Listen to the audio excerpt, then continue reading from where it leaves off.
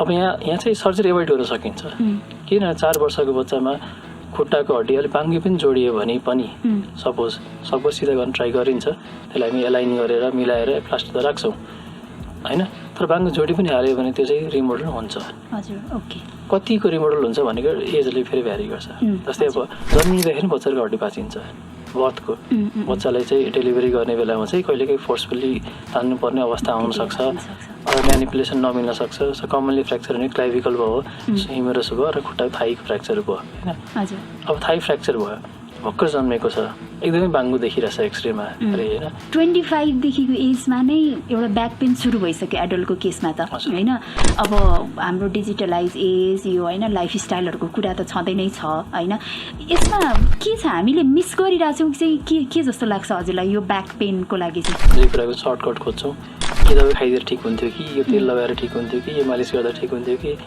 साउनामा गएर ठिक हुन्छ कि पङ्क्चर गरे हुन्छ कि सर्टकट चाहिँ बडी खोज्छौँ अल्टिमेटली हामीले बेसिक कुरा नै ध्यान दिँदैन जुन चाहिँ ब्याकको पोस्चर हो सो जस लङ टर्म जो यो राइडर्सहरू हुनुहुन्छ उहाँहरूलाई पछि गएर ब्याकको प्रब्लम आउन सक्छ नै कस्तो केसेसहरूमा चाहिँ हामीले ब्याक पेनलाई इग्नोर गरेर चाहिँ बस्नु भएन होइन तुरुन्तै लाइक मेडिकल कन्सल्टेसन चाहिँ लिइहाल्नु पर्ने हुन्छ कमनली कुनै पनि डिजिज प्रोसेस जसले चाहिँ आफ्नो डे टु डे लाइफस्टाइललाई एफेक्ट पार्न थाल्यो टिमबाट पनि सोधिरहनु भएको थियो कि यो फिजियोथेरापी पछि चाहिँ फेरि नर्मल पुरानै जस्तो ब्याकमा चाहिँ आउँछ कि आउँदैन कन्डिसनमा भर पर्छ राम्रै पाइन्छ स्किनमा तर अहिले हामी किन्नुपर्छ भिटामिन डी भनेपछि यसमा चाहिँ इन्डस्ट्रियलाइजेसनको रोल पनि धेरै छ यसमा चाहिँ हाम्रो जुन मार्केट छ मेडिसिन मार्केट त्यसको पनि रोल छ बडी नै पुस गरिएको त्यो डेफिनेटली छ हाम्रो प्र्याक्टिसमा देखि नै रहेको हुन्छ हाम्रो पिक बोन डेन्सिटी भन्छ जुन चाहिँ पिक बोन डेन्सिटी भनेकै 20s वरिपरि हो 20 to 25 हो त्यसपछि चाहिँ सर्टेन रेटमा 30 पछि सर्टेन वार्षिक यति पर्सेन्टमा चाहिँ हड्डीको डेन्सिटी घट्न सुरु नै हुन्छ नै नर्मल प्रोसेस नै भयो होइन अब हामीले त टिन एजमा त गएर तपाईँ अब वेट लिफ्टिङ गर्नु डम्बल लिफ्ट गर्नु अरू केही हेभी वेट उठाउनु भन्ने कुरा हुँदा पनि प्लेफुल एक्टिभिटी जसमा चाहिँ जम्प हुन्छ जसमा चाहिँ रनिङ हुन्छ सो जम्प रन गर्दाखेरि बडीमा त वेट गइरहेछ नि त सो वेट लिफ्टिङ यहाँ पनि भयो हामीले जिममै हिट गर्नुपर्छ भन्ने छैन अनि त्यसपछि पेन म्यानेजमेन्ट भनेर अहिले एउटा डिफ्रेन्ट स्पेसियालिटी जुन अगाडि बढिरहेछ जुन चाहिँ अब हुनु त राम्रो कुरा हो तर अब त्यो सिम्टम म्यानेजमेन्टतिर बढी गयो हामीले सिम्टम होइन हामीले डिजिजेस ट्रिट गर्नुपर्ने हो तपाईँले के कुरा प्रब्लम भयो कहाँ गएर देखाउने त कसलाई देखाउने अब स्किल त त्यो त हाम्रो थाहा पाउने क्यापेसिटी भएन अहिले त हामीले स्किलको भन्दा टिकटकले भन्छ होइन टिकटकले बडी स्किल छ भने जसको नाम बडी छ त्यो बडी स्किल भयो जसको एज बडी छ त्यो बडी स्किल भयो जसको कपाल बडी झरेछ स्किल त्यसरी छ अहिले होइन अनि त्यो चाहिँ अब कसको एफिसियन्सी चाहिँ हाम्रो थाहा इन्स्टिट्युटले हेल्प गर्न सक्छ राम्रो इन्स्टिट्युटले राम्रो मान्छे हायर गर्छ त्यो छँदै छैन तर नमस्ते and welcome to podcast verse this is health series I am your host Sudha आज हामी आइसकेको छौँ अर्को एपिसोड लिएर जुन चाहिँ हामी हेल्थ टपिक्सहरूको बारेमा जुन कभर गर्दैछौँ हेल्थ सिरिजमा त्यसमा आज हामी कभर गर्नेवाला छौँ तपाईँको हार्ट जोर्नीसँग रिलेटेड समस्याहरू अर्थोपेडिक्ससँग रिलेटेड समस्याहरूको चाहिँ कुरा गर्नेवाला छौँ सँगसँगै बच्चाहरूमा ग्रोइङ एजमा चाहिँ कस्तो कस्तो प्रब्लम्सहरू आउन सक्छ होइन अहिले सबैको लागि ब्याक पेन भन्ने एकदमै ठुलो समस्या रहेको छ प्लस थुप्रै लाइक एक्सर्साइजको कुराहरू होइन सो जिमको कुराहरू हामीले गर्नेवाला छौँ डायटको कुरा गर्नेवाला छौँ लाइफस्टाइल मोडिफिकेसनको कुराहरू थुप्रै कुराहरू लिएर आइसकेको छौँ यो सबै कुरा गर्नको लागि चाहिँ हामीसँग हुनुहुन्छ डाक्टर नितिश विक्रम डिओ उहाँ चाहिँ एमबिबिएस उहाँले आफ्नो कम्प्लिट गर्नुभयो त्यसपछि एमएस अर्थोपेडिक्स गर्नुभयो र सँगसँगै फेलोसिप इन पेडियाट्रिक अर्थोपेडिक्समा पनि उहाँले आफ्नो फेलोसिप चाहिँ कम्प्लिट गरिसक्नु भएको छ अहिले उहाँ फ्याकल्टी हुनुहुन्छ थ्रु एन युनिभर्सिटीको डिपार्टमेन्ट अफ अर्थोपेडिक्समा ओके र उहाँले आफ्नो नलेजको साथ एक्सपर्टिजको साथ थुप्रै केसेसहरूमा हेल्प गरिरहनु भएको छ थुप्रै सर्जरीहरू कम्प्लिट गरिरहनु भएको छ र एउटा इमर्जिङ नेम भएर चाहिँ अर्थोपेडिक्समा अगाडि बढिराख्नु भएको छ so let's welcome doctor Nitish welcome to podcast verse doctor Nitish thank you madam okay so अब हजुरले त थुप्रो कामहरू गरिसक्नु भएको छ आफ्नो फिल्डमा चाहिँ होइन सो अब स्पेसलाइज्ड हुनुहुन्छ हजुर अझ पेडियाट्रिकमा स्पेसलाइज्ड हुनुहुन्छ नर्मल्ली एउटा बच्चाको चाइल्डको बोन ग्रोथमा चाहिँ होइन जान्नुपर्ने कुरा चाहिँ के हुन्छ होला बोन ग्रोथ भन्दाखेरि बोन ग्रोथ मात्र नभएर ओभरअल ग्रोथ हजुर होइन यसमा चाहिँ मस्कुलोस्केलेटल भनौँ किनभने बोन त हाम्रो अब एउटा आर्किटेक्चर जस्तो भयो बडीको हजुर अनि यसको पर्पस चाहिँ एउटा कुरा भयो तर त्यसले मुभ गराउने हामी मसल्सहरू पनि छ होइन सो त्यो मसल बोन सबै कुरा बल्ने एउटा लिम्ब भने चाहिँ हात र खुट्टा र त्यसले चलाउने एउटा ब्रेन होइन त्यो सबै कुरा मिलेर चाहिँ डेभलपमेन्ट हामीले हेर्नुपर्ने हो त्यो भनेको फिटल पिरियड भनेपछि जब बच्चा गर्भमै रहन्छ त्यो बेलाको के कस्तो बन्यो होइन त्यसको डेभलपमेन्ट त्यहाँ कसरी भइरहेछ देखि लिएर जन्मिने बेलामा त्यो प्रोसेसमा हाम्रो मसल अथवा नर्भसँग के रिलेसन छ त्यो प्रोसेसमा हुने केही प्रब्लम्सहरू जुन हामीले कमनली फेस गर्छौँ डे टु डे लाइफमा त्यो कुरा आयो त्यसपछि चाहिँ अब अर्ली पिरियड अफ लाइफमा चाहिँ बच्चाहरू जुन बेला डिफ्रेन्ट फेजेसबाट गइरहेको हुन्छ डेभलपमेन्टको जसरी त्यसलाई हामी माइलस्टोन भन्छौँ अनि त्यो चाहिँ एउटा ग्रोइङ पार्ट भयो जसमा चाहिँ अब सर्टेन मोटर एक्टिभिटी जस्तै अब टाउको उठाउनेदेखि लिएर बस्न सक्ने रोल गर्न सक्ने उभिन सक्ने हिँड्न सक्ने यो चाहिँ अब मोटर माइलस्टोन्सहरू भयो भने मोटर भन्नाले मुभ गर्ने कुराहरू भयो यो बाहेक अरू इन्टेलेक्चुअल कुराहरू हुन्छ सोसियल कुराहरू हुन्छ त्यो डेभलपमेन्ट अब यसलाई अब हामीले अर्थोपेडिक्स कन्टेक्स्टमा ढाल्नु पर्दाखेरि चाहिँ अब न्युरोलोजी चाहिँ अर्थोपेडिक्सको पार्टमा पनि पर्यो किनभने मुभ गर्नको लागि त अब हाम्रो फङ्सनिङ नर्भ पनि चाहियो र ब्रेनको एक्सनहरू पनि चाहियो सो त्यो एउटा पार्ट भयो अब अझै कोर अर्थोपेडिक्समा जानु पर्यो भने चाहिँ अब हामीले फेरि अब बोनको हेल्थ र मसलको हेल्थ कुरा आउँछ होइन सो बोनको डेभलपमेन्टको कसरी भन्ने कुरा अब हामीलाई के थाहा हुनु पर्यो भने बच्चाहरूको बोन र एडल्टको बोन चाहिँ धेरै डिफ्रेन्ट छ होइन धेरै कुरामा डिफ्रेन्ट छ त्यो चाहिँ जस्ट अब भिजुअली अथवा हामीले एक्जामिन गर्दाखेरि देखिने फरक भन्दाखेरि पनि प्र्याक्टिकली पनि धेरै कुरा फरक छ होइन बच्चाहरूको बोनको नेचर पनि फरक हुन्छ त्यसमा त्यसको कम्पोजिसन पनि फरक हुन्छ सो हेऱ्यो भने चाहिँ एडल्टभन्दा एडल्टको जुन एउटा हामी इलास्टिसिटी भन्छौँ इलास्टिसिटी भन्नाले केही कुरालाई बेन्ड गर्दाखेरि त्यो पहिलाको स्टेटमा पुग्न सक्ने क्यापेसिटी चाहिँ बच्चाहरू कम हुन्छ सो बच्चाहरूको बोन चाहिँ मोर प्लास्टिक भयो प्लास्टिक भन्नाले केही कुरा बेन्ड भयो भने बेन्डै रहिरहने त्यो किनभने त्यसको कम्पोजिसन बोनमा चाहिँ वाटर कन्टेन्ट फरक छ त्यो एउटा पार्ट भयो त्यसपछि अब चिल्ड्रेन त ग्रोइङ भयो नि त उहाँ चाहिँ बोन एडिसन बोन दिनदिनै हड्डी बनिरहेछ कहाँबाट बन्दो रहेछ त होइन जोइन्टतिरबाट बन्ने एउटा पार्ट भयो त्यसको साइज गर्थ बढ्ने त्यो एउटा कुरा भयो सो अब जोइन्टतिरबाट कुरा गऱ्यो भने चाहिँ मोस्ट अफ द लेन्थ लम्बाइ चाहिँ बच्चाहरूको हड्डी बढ्ने भनेको जोइन्टतिरबाट जोइन्टको सँग भएको जुन हड्डी हुन्छ जस्ट जोइन्टसँग टाँसिएको हड्डीलाई चाहिँ हामी एपिफाइसिस भन्छौँ जुन चाहिँ कार्टिलेजले बनेको हुन्छ हामी कमनली डे टु डे प्र्याक्टिसमा अथवा हस्पिटलमा पनि जानुभयो भने चाहिँ तपाईँहरूले युजली डक्टरले भनिराख्नुहुन्छ कुरकुरे हड्डी भनेर जसलाई हामी कार्टिलेजलाई रेफर गर्छौँ होइन त्यो कार्टिलेजले चाहिँ बच्चामा चाहिँ बडी मात्रामा हुन्छ तपाईँले एक्सरे गरेर हेर्नुभयो भने त्यो भागमा बोनै देखिँदैन होइन त्यो भन्नु मतलब त्यो बोन छैन होइन त्यो चाहिँ पुरै कार्टिलेजले बनेछ त्यहाँ अहिले हाम्रो अब हड्डी बन्न बाँकी छ हड्डीको जुन क्याल्सियम कम्पोजिसन बढी भएको कुरा त्यो चाहिँ बिस्तारै उमेर बढ्दै गएपछि देखिन्छ त्यो कुरकुरे हड्डीको जस्ट नेक्स्टमा र मेन हड्डी हाम्रो जुन बिचको लामो भाग छ त्यसको बिचमा नै हाम्रो बच्चाको ग्रोथ हुने ठाउँ हो त्यसलाई हामी ग्रोथ प्लेट भन्छौँ ग्रोथ प्लेटको काम भनेको चाहिँ हड्डी लम्बाइमा बढी बढाउने चौडाइ भन्दा लम्बाइमा बढी बढाउने त्यो हो यो चाहिँ हाम्रो कोर कुरा भयो अब हाइट बढ्नेमा होइन तर केही कुरा समस्या आउने पनि यही भागमा हो टेढोपन पनि आउने बढी यसो चाहिँ यही भागले नै माई असर पर्दाखेरि टेढोपन आउने समस्याहरू भयो त्यो चाहिँ ग्रोथ प्लेट भयो त्यसपछि हाम्रो बिचको हड्डी भयो त्यसपछि अरू फरक हेर्ने हो भने हाम्रो बच्चाको हड्डीमा के छ भने हामी बच्चाको हड्डीको हामीको सबैको हड्डीको चौडाइ बढ्ने भनेको चाहिँ पेरिअस्टिमले बढाउँछ पेरिअस्टिम भनेको लेयर हो हड्डीको माथि जसले चाहिँ दिनदिनै हड्डी चाहिँ एड गरिरहेको हुन्छ होइन यो चाहिँ बच्चाहरूमा एकदम थिक हुन्छ अब यसको इम्पोर्टेन्स के भन्दाखेरि चाहिँ हो हामीलाई बच्चाहरूमा ऱ्यापिडली बोन बनाउनु पर्यो हो बच्चाहरूमा चाहिँ केही कुरा फ्र्याक्चर भयो भने छिटो जोडिने कार्य पनि त्यही हो होइन तर अब इन्फेक्सन भयो भने एक्स्ट्रा हड्डी बनिएर सुन्निने देखिने पनि यसै कारण हो होइन यो एजमा हुने ट्युमरको नेचर पनि फरक हुने भयो त्यो एउटा पार्ट भयो अर्को पार्ट भनेको चाहिँ बच्चाहरूको चाहिँ मेन कुरा भनेको चेन्ज भइरहेको हुन्छ तर हेर्नुभयो भने बच्चाको सानो बच्चाहरूले हेर्नुभयो भने जन्मेको 1 वर्षभित्र हेर्नु भने खुट्टा अलिक बाङ्गो हुन्छ भित्रतिर। हजुर बोइङ भन्छ हामीले, बोइङ हुन्छ। बोइङ चाहिँ हाम्रो ओपिडीमा आउने कमन कन्सर्न्स हो, किनभने बच्चा कोही कोही चाहिँ अलिक छिटो उभिँदाखेरि अथवा उभिने एजमा चाहिँ बल्ल नोटिसमा आउँछ खुट्टा अलिक बाङ्गो छ, हिँड्दाखेरि अलिक फरक तरिकाले हिँड्छ भने युजली प्यारेन्ट हुँदा पनि प्यारेन्टको रिलेटिभहरूले नोटिस गर्नुहुन्छ होइन। त्यो चाहिँ नेचुरल प्रोसेस हो। तर कति हो, कति समयलाई नेचुरल भन्ने, कति समयलाई चाहिँ नभन्ने कुरा चाहिँ अब केही शङ्का छ, केही कन्सर्न छ भने चाहिँ सोधेको राम्रो। अनि त्यो बोइङ चाहिँ फेरि रिभर्स हुन्छ 2 वर्षपछि, 2.5 इयर्समा चाहिँ रिभर्स हुन्छ। अनि रिभर्स हुने बेलामा चाहिँ फेरि कन्फ्युजन हुन्छ त्यो बाङ्गो बढी भएको हो कि भनेर। सो 2 to 3 इयर्समा त्यो रिभर्स भएर 6 देखि 7 वर्षसम्म चाहिँ हेर्नुभयो भने चाहिँ नक हुन्छ भन्नाले घुँडाभित्र, घुँडाको तलको भाग खुट्टा चाहिँ बाहिरतिर।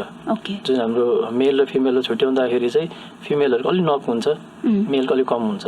हो त्यो चाहिँ 7 इयर्समा 6 to 7 इयर्समा पिक हुन्छ, त्यो चाहिँ हामी एडल्ट जस्तो हुन थाल्छ होइन। अब फेरि अर्को कुरा के छ भने ग्रोथको कुरा गऱ्यो भने ग्रोथ स्पट भन्ने हुन्छ। हाम्रो फर्स्ट 3 to 4 इयर्ससम्म चाहिँ एउटा हाइट बढ्ने स्पिड चाहिँ अलिक बढी हुन्छ, फेरि स्लो डाउन हुन्छ 4-5 वर्षपछि। अनि फेरि 10 to 11 इयर्स एराउन्ड पिओटीको पिरियडमा चाहिँ फेरि धेरै पिक हाइट लिन स्टार्ट गर्छ। अब त्यो जान्नुको फेरि इम्पोर्टेन्स के छ भने यदि के समस्या आयो भने टेढो पनि आयो भने यो बेला झन् बढी टेढो पनि आउने, हात खुट्टाहरूको लम्बाइमा छोटो होइन, एउटा खुट्टा अर्को खुट्टामा लेन्थ डिस्क्रिपेन्सी भन्छौँ, यो त्यो बेला त्यो पनि देखिने पिक एज पनि यही हो। सो समग्रमा भन्नुपर्दाखेरि एडल्ट र चिल्ड्रेन के फरक छ भने एडल्ट र चिल्ड्रेनमा चाहिँ डिफ्रेन्ट फेजेसमा जान्छ, डिफ्रेन्ट फेजेसमा। त्यही भएर यो पिडियाट्रिक अर्थोपेडिक्सकोमा जान्नुपर्ने रोग सम्बन्धी अथवा समस्याहरू चाहिँ पनि एज अनुसार चेन्ज भ्यारी गर्दै जान्छ। हरेक सुरुको 1 वर्ष भने समस्याहरू एउटा खालको हुन्छ भने उपचार पनि एउटा खालको हुन्छ भने 3-4 वर्षकोसम्म चेन्ज भइसकेको हुन्छ। 5 देखि 10 वर्षमा देखिने समस्याहरू चाहिँ एउटा भयो, उसको उपचार गर्ने तरिका विधि पनि फरक हुन्छ भने 10 वर्षपछि चाहिँ फेरि चेन्ज हुन्छ। र फाइनली एराउन्ड 15 देखि 16 वर्ष हेरी मेलमा चाहिँ अलिक ढिलो, फिमेलमा अलिक छिटो हाम्रो हाइट बढ्ने ग्रोथ स्टप हुन्छ अर स्लो हुन्छ 14-15 इयर्स पछि। फिमेलमा अर्ली एराउन्ड 12 स्टार्ट भयो भने मेलमा 13 to 14 स्टार्ट हुन्छ पिक हाइट, अनि 16 to 17 सम्म मोस्टली सकिन्छ। सो यो डिफ्रेन्ट फेजेस भएको भएर चाहिँ हामीले अब डिजिज के चाहिँ हुँदो रहेछ, समस्या के चाहिँ हुँदो रहेछ, ट्रिटमेन्ट गर्ने तरिकाहरू चाहिँ सबै नै धेरै नै फरक हुने रहेछ। हजुर मैले यसमा चाहिँ सोध्न खोजिहालेँ कि अब बच्चाहरूमा चाहिँ एकदमै कमन फ्र्याक्चरको कुरा पनि गरिहालेँ म अघि होइन, हजुरले भनिहाल्नु फ्र्याक्चरको कुरा। फ्र्याक्चरमा चाहिँ ध्यान दिनुपर्ने चाहिँ कुराहरू चाहिँ के छ, यसले चाहिँ बच्चा स्पेसल्ली चाहिँ बच्चाको केसमा चाहिँ त्यसले चाहिँ लङ टर्ममा के इफेक्ट गर्न सक्छ, अथवा हजुरले अघि भन्नुभयो फ्र्याक्चर केसमा अलिकति नमिल्दाखेरि होइन लाइफ लङकै लागि त्यो अलिकति बाङ्गो भइराख्न सक्ने पनि भन्नुभयो। सो यसमा चाहिँ के छ हामीले याद गर्नुपर्ने बच्चाहरूको फ्र्याक्चरको केसमा चाहिँ स्पेसली? बच्चाहरूको फ्र्याक्चरमा चाहिँ हाम्रो 2टा पार्ट छ, एउटा फर्गिभिङ पनि बढी अनि डिफर्मिङ पनि बढी। भन्नाले समस्या समाधान गर्न सजिलो पनि, तर समस्या आयो भने त्यसको उपचार गर्ने तरिका पनि फरक र प्रब्लम झन् बढी पनि हुने मिक्स्ड हुन्छ बच्चाहरूमा। मोस्ट अब फ्र्याक्चर्स हेर्नुभयो भने एडल्टको कम्पेयरमा बच्चामा गर्ने भने अपरेसन नचाहिन सक्ला होइन, त्यसलाई फिक्स नगरिराख्नु पर्ने हुनसक्छ कुनै अपरेसन गरेर। सामान्य प्लास्टरले पनि त्यसलाई चाहिँ स्टेबल बनाएर जोडिन हेल्प गर्छ।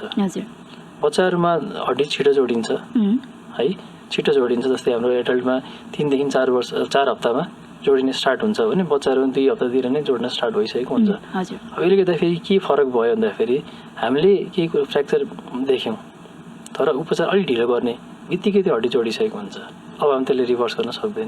कमन म एउटा इक्जाम्पल दिन्छु एउटा हस्पिटल सिनेरियोको, किन यो चाहिँ अलिकति यसले गर्दाखेरि डिफ्रेन्ट लर्निङ कुराहरू छ यसमा। एउटा बच्चा एराउन्ड 15-16 वर्ष 14-15 इयर्समा चाहिँ एउटा बच्चाको फोरआर्ममा फ्र्याक्चर हो। फोरआर्म भन्नाले अब यो भागमा होइन, हाम्रो एल्बोभन्दा तल चाहिँ फोरआर्ममा फ्र्याक्चर भयो। अब हाम्रो जेनरल अन्डरस्ट्यान्डिङ के छ भने बच्चाहरूमा चाहिँ हड्डी छिटो जोडिन्छ र हड्डी बाङ्गो भए पनि रिमोडल भइरहेको छ। रिमोडल भन्नाले चाहिँ एज अनुसार हाइट बढ्दै गएपछि लम्बाइ बढ्दै गएपछि टेढो पनि सिधा हुँदै जाने। तर अब कहिलेसम्म हुने त र कति रिमोडल हुने कुराको चाहिँ ज्ञान हुन एकदमै जरुरी छ। सो त्यो उहाँ बच्चाकोमा के भयो भन्दाखेरि चाहिँ फोरममा फ्र्याक्चर भयो हजुर हैन। अनि उहाँले एडभाइस पाउनुभयो कि अब यो चाहिँ बच्चाको हड्डी हो, यो चाहिँ जोडिन्छ, तपाईँको नेक्स्ट 5 इयर्स 10 इयर्ससम्म पनि रिमोडल भइराख्छ।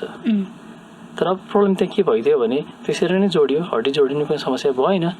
तर अब यो हाम्रो फोरम पनि एक किसिमको जोइन्ट हो के। हजुर हामीलाई यो र यो मात्रै जोइन्ट लाग्छ भने फोरम पनि जोइन्ट हो, यहाँ दुईटा हड्डी छ, एकअर्कासँग रिलेसन छ, यसरी मुभ गर्छ होइन। अब त्यो मुभमेन्ट लस्ट भयो, 15 वर्ष छ उसको। अब यो फोरमको यो मुभमेन्ट टोटली लस्ट भयो, मुभमेन्ट छैन, किन बाङ्गो जोडियो। सो अब यसको इम्प्लिकेसन के भयो त? यङ मान्छे उसले डिफ्रेन्ट सोचे होला आफ्नो लाइफमा, यो गर्छु, यो एक्टिभिटीमा इन्भल्भ हुन्छु, त्यसमा त ह्याम्पर हुने नै भयो होइन। अब यसलाई कम्पेन्सेट गर्न सकिन्छ, सोल्डरको मुभमेन्टले, रिस्टको मुभमेन्टले सकिएला, तर उहाँको त्यो फोरमको मुभमेन्ट त गयो नि त होइन। अब यसलाई करेक्ट गर्न हामीले त्यसलाई त्यही भागको हड्डीलाई फ्र्याक्चर नगरिकन रिफ्र्याक्चर भन्नाले अस्टेटोमी गरेर त्यसलाई रिएलाइन गर्नु मात्र एउटा विकल्प हो, जुन आफैमा बिग सर्जरी हो। भनेपछि हामीलाई 15 वर्षपछि हड्डी खासै रिमोडल हुँदैन भन्ने ज्ञान भएको भए हामी त्यो एडभाइसै दिन्थेनौँ। त्यतिखेर उसले सकेसम्म 100% करेक्सन गर्नेतिर ध्यान जान्थ्यो होइन। सो यो एउटा पाटो भयो। अब अर्को पाटो, 4 वर्षको एउटा बच्चाको खुट्टामा फ्र्याक्चर भयो, खुट्टा भने खुट्टादेखि मुनि एङ्कलभन्दा माथि होइन, अलि बाङ्गै देखिरहेछ। अब 4 वर्षको बाङ्गो देखिरहेछ, प्यारेन्टले एक्सरे हेर्नुहुन्छ, यो त बाङ्गो छ होइन, यो त मिलेकै छैन। अब त्यो धर्काइदाखेरि मिल्दैन, तपाईँले के ट्रिटमेन्ट गर्नु खोज्नु भएको, प्लास्टरले हुन्छ भन्दै हुनुहुन्छ। एकजनाले उहाँले सपोज कसैले कतैबाट एडभाइस पाउनुभयो कि होइन यसलाई त फिक्स गरिदिन्छु मैले भित्र रड राखेर होइन। अब यहाँ चाहिँ सर्जरी एभोइड गर्न सकिन्छ, किन 4 वर्षको बच्चामा खुट्टाको हड्डी अलिक बाङ्गी पनि जोडियो भने पनि सपोज सिधा गर्न ट्राई गरिन्छ, त्यसलाई हामी एलाइन गरेर मिलाएर प्लास्टर त राख्छौँ होइन। तर बाङ्गो जोडी पनि हाल्यो भने त्यो चाहिँ रिमोडल हुन्छ। हजुर ओके। कतिको रिमोडल हुन्छ भनेको एजले फेरि भ्यारी गर्छ। जस्तै अब तपाईँले ध्यान दिनु भने जन्मिँदाखेरि बच्चाको हड्डी भाँचिन्छ, बर्थको बच्चालाई चाहिँ डेलिभरी गर्ने बेलामा चाहिँ कहिलेकाहीँ फोर्सफुल्ली तान्नुपर्ने अवस्था आउनसक्छ, अथवा म्यानिपुलेसन नमिल्न सक्छ। कमनली फ्र्याक्चर हुने क्लाइभिकल भयो, ह्युमेरस भयो र खुट्टाको थाईको फ्र्याक्चर भयो होइन। अब थाई फ्र्याक्चर भयो, भर्खर जन्मेको छ, एकदमै बाङ्गो देखिरहेछ एक्सरेमा अरे होइन। सो हामी त्यसमा के आत्तिनु पर्दैन, त्यसमा हामी प्लास्टर पनि लाउनु पर्दैन होइन। पेन मात्रै म्यानेज गऱ्यो भने यो 1-2 हप्ताभित्र जोडिन्छ र लगभग तपाईँको 60-70 डिग्री बेन्ड छ भने पनि त्यो पहिला चाहिँ सिधा हुन्छ। भनेपछि एजले कतिको फरक पर्दो रहेछ, कहाँको फ्र्याक्चर हुने कतिको फरक पर्दो रहेछ, कति फ्र्याक्चर कति टेढोपनलाई एक्सेप्ट गर्ने नगर्ने, अनि टेढोपन पनि कुन प्लेनमा, अब अगाडिबाट बाङ्गो कि साइडबाट बाङ्गो कि रोटेसनली बाङ्गो भनेपछि यहाँ चाहिँ बच्चाहरूको म्यानेजमेन्ट गर्दाखेरि चाहिँ इजी भए पनि नभए पनि हामीले सानो पेकुलियरिटीको बारेमा चाहिँ थाहा हुनु जरुरी छ। सो त्यो चाहिँ अब त्यो चाहिँ एटलिस्ट अर्थोपेडिक डक्टरमा जानु पर्यो। यो चाहिँ हाम्रो पिडियाट्रिक मेडिसिनले मात्र कभर गर्ने कुरा भएन होइन। अब कहिलेकाहीँ त्योभन्दा पनि अझै कन्फ्युजनको स्टेट आउँछ, कुनै बेला चाहिँ डिसिजन लिनुपर्ने हुन्छ, त्यतिखेर चाहिँ अब हाम्रो पिडियाट्रिक अर्थोपेडिक्सको रोल आउँछ।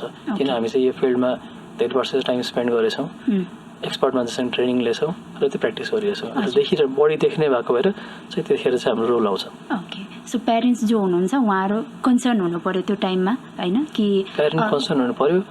फर्स्ट कुरा त प्यानिक नभएर हजुर आफ्नो नियरेस्ट हस्पिटलको, अब फेरि मैले यहाँ अर्को एउटा स्टोरी सुरु गरिदिइहाल्छु। मोस्ट अफ द पेसेन्टहरू चाहिँ अब ठुलो इन्जुरी छ भन्दा अभियसली हस्पिटल आउनुहुन्छ, सानोतिनो इन्जुरी सानोतिनो प्रब्लम छ भने फार्मेसी जाने चलन छ नेपालमा। फार्मेसी म पहिले फार्मेसी गएको थिएँ, फार्मेसीले चाहिँ यो दबाई खाऊ भन्नुभयो, यो सजेसन दिनुभयो। त्यहाँ डक्टर हुनुहुन्छ हुँदैन डिफ्रेन्ट कुरा होला, तर चाहिँ अब प्र्याक्टिस र चाहिँ के राम्रो हुँदाखेरि चाहिँ सकेसम्म हस्पिटल जाने। किन हस्पिटल भनेकै त्यसैको लागि डिफ्रेन्ट डिम स्पेसिलिटीको डक्टर चाहिँ एक ठाउँमा बस्नुहुन्छ र एडभाइस दिन सजिलो हुन्छ, र कहिलेकाहीँ रङ एडभाइस जाने चाहिँ चान्सेस कम हुन्छ र बिरामीहरूले बच्चाहरूले अथवा जसले पनि सफर गर्ने चाहिँ अलिकति कम हुन्छ। Right okay. सो सँगसँगै मैले बच्चाहरूकै कुरामा चाहिँ जोडिहालेँ कि अब ब्याकप्याक होइन, जुन उनीहरूलाई ब्याग बोकिरहेको हुन्छ नि त्यो मात्रै होइन, म त एडल्टको केसमा पनि बोक्छु होला, किनभने म आफै पनि होइन मेरो ब्याग एकदमै भारी भइरहेको हुन्छ। केटीहरूको ब्याग त झन् के हुन्छ त्यसमा त होइन, 4-5 किलो त त्यही नै हुन्छ जस्तो लाग्छ। सो यसले गर्दाखेरि चाहिँ स्पेसली बच्चाहरूको केसमा चाहिँ कसरी चाहिँ एफेक्ट गरिरहेको हुन्छ, यसले गर्छ यसले एफेक्ट? डेफिनेटली गर्न सक्छ, पोटेन्सियल त छ त्यसमा गर्ने। अब ब्याक एक भनेपछि अब ब्याकको हाम्रो काम के भन्दाखेरि चाहिँ पोस्चर मेन्टेन गर्ने, अपराइट राख्न सक्ने। हजुर। ब्याकमा चाहिँ मल्टिपल मसल्सहरूले हाम्रो ब्याक बनेको हुन्छ। एकदमै धेरै मसल्सहरू, सानो सानो मसल्सहरू र एकदम मोबाइल ठाउँ हो। मोबाइल हुनाले मुभ भइराख्ने एरिया हो। हाम्रो भर्टिब्रा नै जुन ब्याकको बोनहरू छ त्यो नै मल्टिपल छ होइन। अब हामीले केही समयको लागि केही कुरा भारी उठायो समस्या नपार्ला, केही समयको लागि हामीले ढाडलाई बाङ्गो गरेर प्रयोग गरेर समस्या नगर्ला, तर लामो समय गऱ्यो डेफिनेटली असर पर्छ होइन। तपाईँको कमनली हुने ब्याक पेनहरू जुन चाहिँ नन स्पेसिफिक ब्याक पेन भन्छ भन्नाले कुनै कारण नदेखिने ब्याक पेन अथवा कुनै डिजिज प्रोसेस नभएको ब्याक पेन जुन चाहिँ पोस्चुरल नै हुन्छ बडी जसो। सो त्यहाँको ब्याकको मसलहरूलाई चाहिँ स्ट्रेन पर्न जान्छ। स्ट्रेन भन्नाले जोर पर्न जान्छ होइन। त्यो केही समय गर्दाखेरि त फरक नपर्ला, लङ टर्ममा गऱ्यो भने अब डेली बेसिसमा गऱ्यो भने चाहिँ ब्याक पेन स्टार्ट हुन्छ। सो ब्याक पेनलाई हामीले राम्ररी म्यानेज गरेन भने त्यो चाहिँ क्रोनिसिटीमा जान्छ भन्नाले लामो प्रोसेसमा अब 2-4 दिन दबाई खाइदिएर ठिक नभइदिने, 2-3 दिन रेस्ट गर्दैन ठिक नभइदिने, फ्रिक्वेन्टली फिर्ता आइराख्ने, त्यो चाहिँ त्यहाँकोबाट प्रोसेस स्टार्ट हुन्छ। सो यो ब्याक पेन पनि अब एज अनुसार भ्यारी गर्न सक्छ डेफिनेटली। तर हामी कमन यङ एडल्टको कुरा गर्नुभयो भने चाहिँ most of the back pain चाहिँ हाम्रो पोस्चर रिलेटेड नै हो। राइट। अब यो त ब्याक पेनको कुरामा त हामी सायद आधा घन्टा 1 घन्टा कुरा गर्छौँ नै जस्तो लागिरहेछ मलाई होइन। किनभने अहिलेको केसमा त जति पनि लाइक 25 देखिको एजमा नै एउटा ब्याक पेन सुरु भइसक्यो एडल्टको केसमा त होइन। अब हाम्रो डिजिटलाइज एज यो होइन लाइफस्टाइलहरूको कुरा त छँदै नै छ होइन। यसमा के छ हामीले मिस गरिरहेछौँ चाहिँ के जस्तो लाग्छ हजुरलाई यो ब्याक पेनको लागि चाहिँ? हामीसँग इन्फर्मेसन धेरै छ अहिले। हजुर। अहिले सोसियल मिडिया छ, युट्युब छ, इन्फर्मेसनको हामी केही कमी छैन, तर अब त्यो प्र्याक्टिसमा हुन चाहिँ हजुर। र मिसइन्फर्मेसनको पनि धेरै नै छ। हजुर। हामीले चाहिँ सर्टकट खोज्छौँ, जे कुराको सर्टकट खोज्छौँ। यो दबाई खाइदिएर ठिक हुन्थ्यो कि, यो तेल लगाएर ठिक हुन्थ्यो कि, यो मालिस गर्दा ठिक हुन्थ्यो कि, साउनामा गएर ठिक हुन्छ कि, पङ्क्चर गरेर हुन्छ कि, हामी सर्टकट चाहिँ बढी खोज्छौँ। अल्टिमेटली हामीले बेसिक कुरा नै ध्यान दिँदैन जुन चाहिँ ब्याकको पोस्चर हो होइन। अब हाम्रो ब्याक भनेको चाहिँ हामी यसरी बस्दाखेरि पनि त अब यो हाम्रो यो कम्मरको भन्दा माथिको भाग त केही कुराले उठाइरहेछ नि। अहिले हामी फुल रेस्टमा छैन नि त होइन। भनेपछि हाम्रो ब्याकमा त मल्टिपल मसल छ, हरेक लेभलको मसलले काम त गरिरहेछ। अब हामीले त्यसलाई बेन्ड गरेर धेरै बेर राख्यौँ भनेपछि हामीले त अघि डिस्कस गरेको थियौँ सानो मसल मिलेर एउटा सिङ्गल मसल त होइन, त्यो सानो मसलले त असर पर्यो नि। उसले 10 मिनट उसलाई उठाइदिँदा के समस्या भएन, तर 1-1 घन्टा 1.5 घन्टा डेली बेसिसमा 5 वर्ष अब त फरक पर्छ नि त। त्यो अनुसार त्यहाँको चेन्जेसहरू आउँछ। पेन जेनेरेटर्सहरू चाहिँ स्टार्ट हुन्छ। अब पेन भन्यो, अब ब्याक पेन भने चाहिँ कहाँबाट स्टार्ट भयो, पेन जेनेरेटर के हो भनेतिर हामी खास लाग्नुपर्ने हो।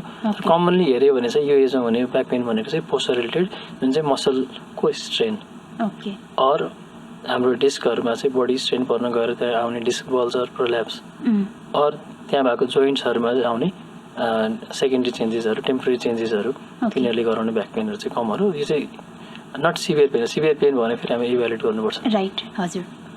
जस्ट माइल्ड पेन हुन्छ, भइ नै राखिरहेको छ यो खालको पेन चाहिँ होइन। सो यसमा चाहिँ के चाहिँ गर्न सक्छौँ? अब पुरानो फिर्ता त जान सकिँदैन होइन।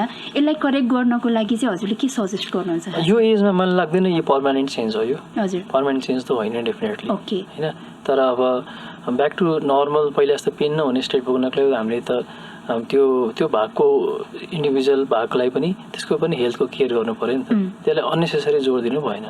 फर इक्जाम्पल अब हामीले नजिकबाट फोन चलाइरहेछौँ होइन, फोन चलाइरहेछौँ 4-5 घन्टा 6-7 घन्टा कन्टिन्यू चलाइँदा आँखा त दुख्छ नि त। आज देखि रेस्ट गऱ्यो भोलि ठिक होला। त्यो डेली बेसिसमा भइरहेछ भने त आँखा स्ट्रेन त परिरहेछ। त्यसै अब त्यो डेली हुने डिस्कम्फर्ट एउटा कुरा छँदैछ।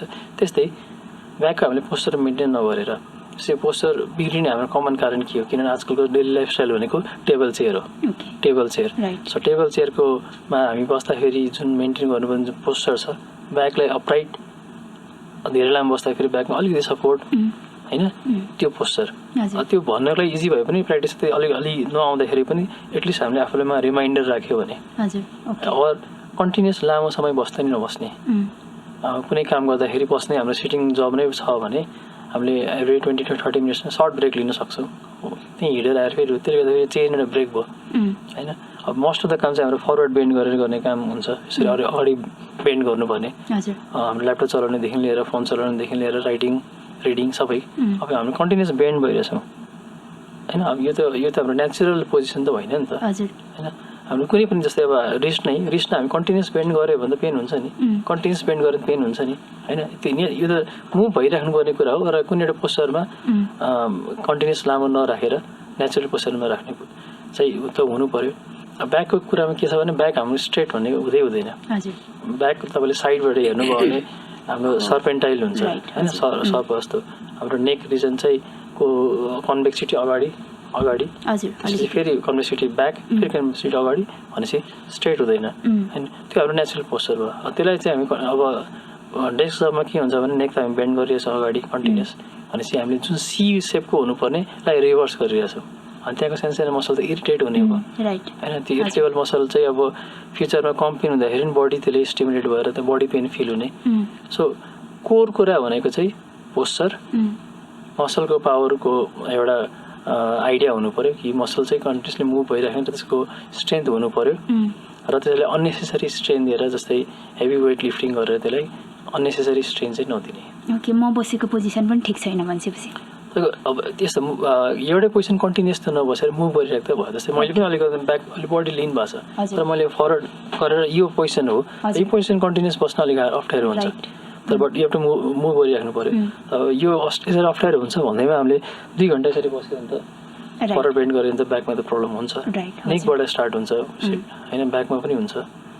अब अरू कुराहरू कमनली आजकलको भेहिकल नै अब जुन 2 व्हिलर बाइक भयो होइन, त्यसमा पनि फरवर्ड बेन्ड गर्नुपर्छ। केही समयको लागि समस्या नहोला त लङ टर्ममा गऱ्यो same posture every day 1 hour touch छ भने त त्यहाँको लोवर ब्याक रिजनको जोइन्ट, मसल, डिस्क सबैमा केही न केही असर त पर्न सक्छ। सो पोस्चर मेन्टेन गर्नु पर्यो। सकेसम्म बाइकको ड्युरेसन एभोइड गर्नु पर्यो, अन्नेसेसरी चाहिँ नगर्ने, ड्युरेसन चाहिँ सर्ट गर्ने होइन। अनि ब्याक पोस्चर धेरै मेन्टेन गर्ने कोसिस गर्ने, रसमा काम नगर्ने, स्ट्रेसमा काम नगर्ने। स्ट्रेसले पनि एड गरिरहेको हुन्छ, मसललाई पनि स्टिफ बनाइरहेको हुन्छ। त्यो कुराहरू आफ्नो सेल्फ डिसिप्लिनकै कुराहरू नै हो खास सबै कुराहरू चाहिँ। ब्याक पेन अरू कहीँको पेन पनि। ओके, सो जस्तो लङ टर्म जो यो राइडर्सहरू हुनुहुन्छ उहाँहरूलाई पछि गएर ब्याकको प्रब्लम आउन सक्छ नै। अब नन राइडर्सहरूमा पनि हाम्रो कन्टेक्स्टमा हाम्रो कमनली हाम्रो हजुरआमा हजुरबाले हेऱ्यो भने ब्याक पेन त कमन छ। अब मैले आफ्नो इन्टायर लाइफ टाइममा के कसरी स्पेन्ड गर्नुभयो आफ्नो टाइममा त्यसले त डेफिनेटली असर त पर्छ। नेचुरली एकदमै सबै कुरा मेन्टेन गरेर हुने अवस्था 60s-70s हुने अवस्था र जसले चाहिँ आफ्नो लाइफ टाइममा ब्याकको केयरहरू अरू कुनै पनि जोइन्टकोमा चाहिँ अन्नेसेसरी स्ट्रेन दिएर गरेको काममा चाहिँ फरक त आउँछ। सो त्यही भएर हेऱ्यो भने चाहिँ अब हाम्रोतिर चाहिँ धेरै कामहरू निहुरेर गर्नुपर्ने हुन्छ। मोस्टली फिमेलहरूले कुच्चो लगाउनेदेखि लिएर लुगा धुँदाखेरि, नुहाउने होइन, अनि घरकै कामहरू गर्दाखेरि सबै कुरामा बडी निहुरिनु पर्यो। त्यसमा झन् एड गर्नुपर्ने भने चाहिँ रुरल कन्टेक्स्टमा चाहिँ अलि हेभी वेट लिफ्टिङ पनि हुन्छ होइन। यो सबैले गर्दाखेरि चाहिँ बिस्तारै चाहिँ बोनस चेन्जेस त आउँछ जुन चाहिँ 50s अर्ली 40s पनि देखिन सक्छ। 50s मोस्टली स्टार्ट हुन्छ। बाइ 60s चाहिँ धेरैजनाको जोइन्टहरू ब्याकको जोइन्टमा चेन्जेस आउन थालिसकेको हुन्छ। खिने जुन हामी कमनली भाषा भन्छ खिने, अब खिने र खोक्रो भन्ने चाहिँ फरक कुरा हो। हामीले जे कुरा पनि खिने र जेरो पनि नसाको रोग कमनली हाम्रो भन्ने एउटा प्र्याक्टिस छ, चलन छ होइन। खिने भन्नाले चाहिँ हामीले जोइन्टको लागि भन्न खोज्छौँ।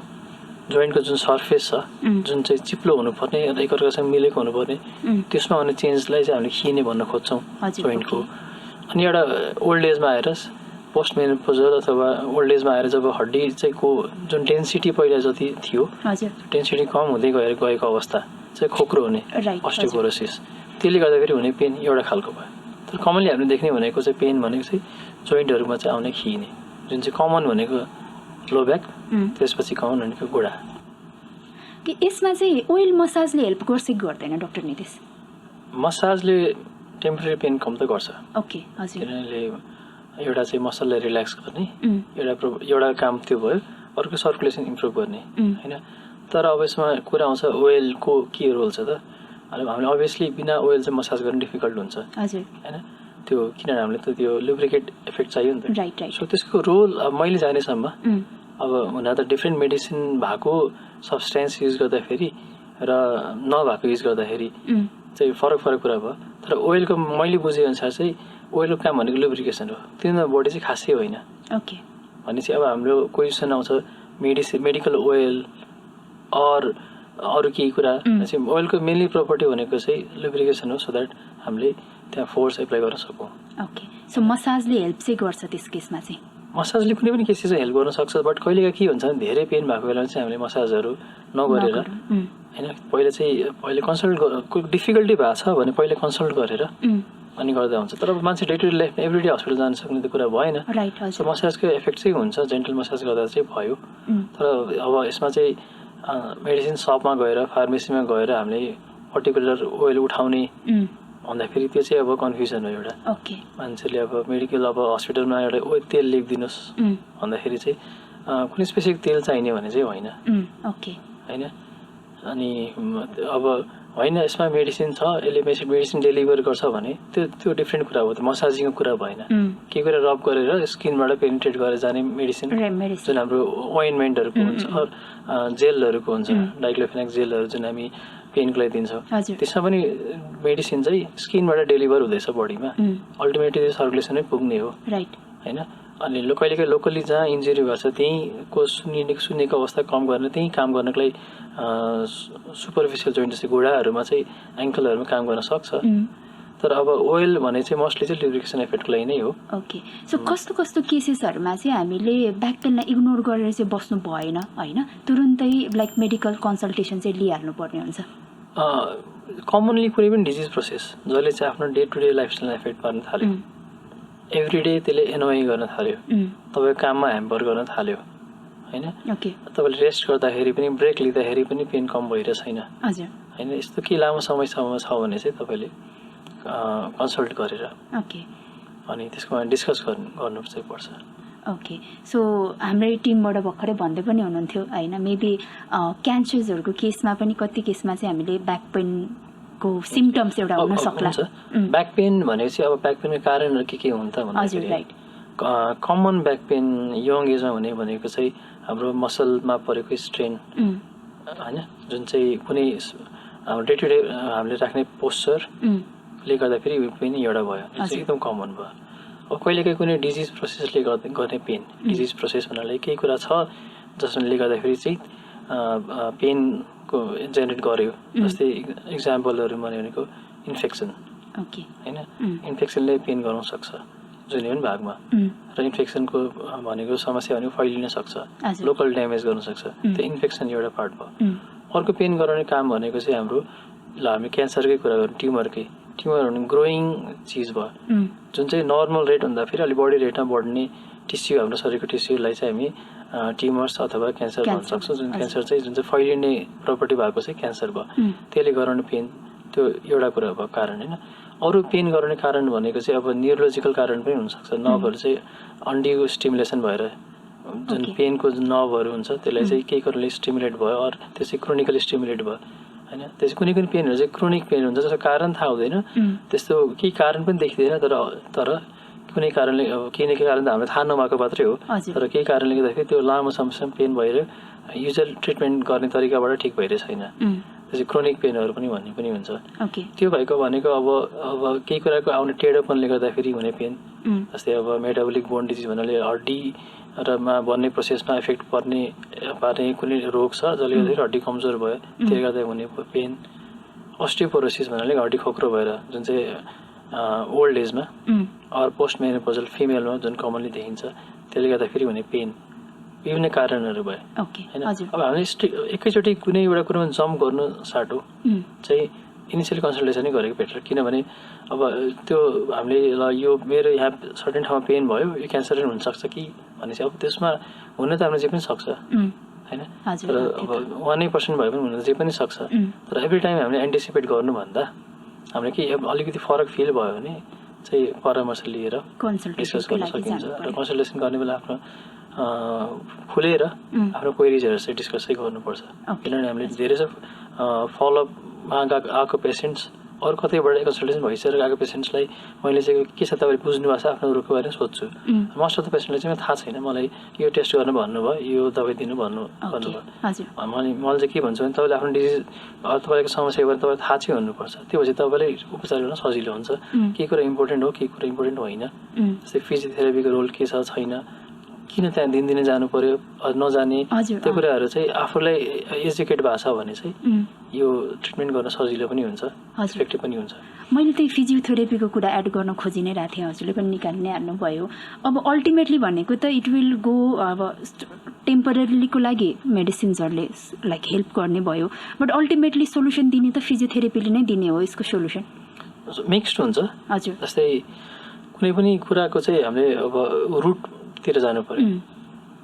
इक्जाम्पल लिउँ, हाम्रो ब्याकमा स्ट्रेन भयो, मैले सडनली फेस्टिभल भयो, रुममा घर चाहिँ एकदमै एरेन्ज गरिरहेको छु, त्यो बिचमा मेरो धेरै तलमाथि गएरै मैले हेभी वेट लिफ्टहरू पनि गर्नु पर्यो, गर्दाखेरि मेरो चाहिँ ब्याकको मसलमा सडनली बढी जोर पर्न गयो, त्यो मसल चाहिँ रिसाएर बसेछ, स्ट्रेन इरिटेट भएर बसेछ।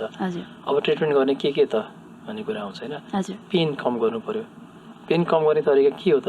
एउटा पेन कम गर्ने मेडिसिन्स जुन चाहिँ हाम्रो कमनली एनएसएआइड्स मेडिसिन भन्छौँ, अर प्यारासिटामोल पनि एउटा पेन किलर हो, अरू नार्कोटिक्स भयो पेन होइन। त्यसरी टेम्पोरेरी पेन म्यानेजमेन्ट गर्नलाई चाहिँ हामीले मेडिसिन दिन्छौँ होइन।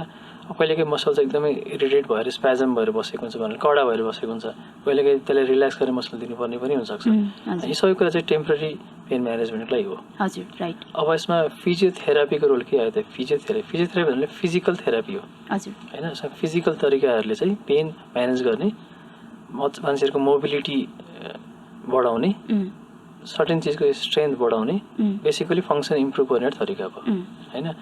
सो फिजियोथेरापीमा दुईवटा पार्ट हुन्छ। एउटा एक्सर्साइज गरेर चाहिँ हामीले हाम्रो प्रब्लम्सलाई सल्भ गर्ने, एक्सर्साइज जुन चाहिँ आफै गर्ने अरू कसैले गराइदिने, त्यो एउटा पार्ट भयो। र फिजिकल तरिकाले पेन कम गर्ने, फिजिकल तरिका जस्तै हिट, कोल्ड, नर्भ स्टिमुलेसन होइन, अनि अल्ट्रासाउन्ड थेरापी, यो चाहिँ यसलाई चाहिँ पेन कम गर्ने मोडालिटिज भन्छ, त्यसको पनि रोल आउँछ। इमिडिएटली के गर्ने भन्ने कुरा आउँछ। जस्तै इन्जुरी भएको बेलामा, चोट लागेको बेलामा पेन गर्न हामीले आइसले गर्न सक्छ, त्यो पनि एउटा फिजियोथेरापी हो, फिजिकल एप्लिकेसन भयो। आइसले सिक्नु भने फिजियोथेरापी हो। पुरानो क्रोनिक पेन छ, हामीले सेकिरहेछौँ तातो पानीले, त्यो पनि फिजियोथेरापी भयो होइन।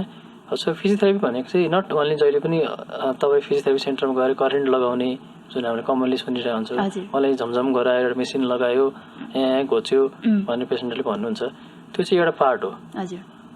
त्यति पार्टले मात्रै भएन। अब हामीले त्यो रिहेबिलिटेट गर्नु पऱ्यो। त्यो मसल जुन हामीले मेडिसिन दिएर त्यसलाई पेन कम गऱ्यो, त्यसलाई रिल्याक्स पनि गऱ्यो, त्यसलाई हामी स्ट्रेन्थ पनि त दिनु पऱ्यो। फेरि त्यो कमजोर विक भएको हुन्छ, अब त्यसलाई स्ट्रेन्थ दिने एक्सर्साइज भयो। अब हामीले फेरि त्यस्तो नहोस् भनेर हामीले ब्याकलाई कसरी राख्नुपर्छ भन्ने एउटा सिकाइने ट्रेनिङ भयो, जुन पोस्चरको ट्रेनिङहरू भयो। यसरी फिजियोथेरापीको रोल आउँछ। यो चाहिँ एउटा इक्जाम्पल यसरी दिए होइन। सो फिजियोथेरापीको मेनली भनेको चाहिँ पेन कम गर्ने मोडालिटिज पनि भयो, र त्यसलाई रिहेबिलिटेट गरेर मासुहरूलाई पहिलाको स्ट्रेन्थमा ल्याउने, मुभमेन्टहरू इन्करेज गर्ने र फङ्सन इम्प्रुभ गर्ने एउटा पार्ट अफ। टिमबाट पनि सोधिरहनु भएको थियो कि यो फिजियोथेरापी पछि चाहिँ फेरि नर्मल पुरानै जस्तो ब्याकमा चाहिँ आउँछ कि आउँदैन, कन्डिसनमा भर पर्छ। कुनै कुराहरू पर्मानेन्ट चेन्ज हुन्छ, कुनै कुरा अब पर्मानेन्ट चेन्ज छैन, अब त्यो प्रोसेसमा छ, कुनै कुरा टेम्पोरेरी कुरा हो, सो डिपेन्ड गर्छ। जस्तै के कुरा चाहिँ पर्मानेन्टली चेन्ज हुन्छ जुन फिर्ता आउँदैन, जोइन्टको कार्टिलेज ड्यामेज, जो नै खिने अवस्था, त्यो एकचोटि खिचेपछि पहिला जस्तो चाहिँ पर्फेक्टली कहिले पनि भन्दैन, त्यसलाई कन्ट्रोल गर्न सकिन्छ, त्यसैमा पेन म्यानेज गर्न सकिन्छ। त्यो चाहिँ पर्मानेन्ट चेन्ज नहुँदासम्म। सो पर्मानेन्ट चेन्ज नभयो भने त रिभर्स हुन्छ होइन। जस्तै तपाईँको आँखाको कुरा गर्नु भने कर्नियामा केही भयो होइन, त्यो पर्मानेन्टली त्यो कर्निया आँखाको लेयरमा ड्यामेज भयो, त्यो पर्मानेन्ट चेन्ज भयो।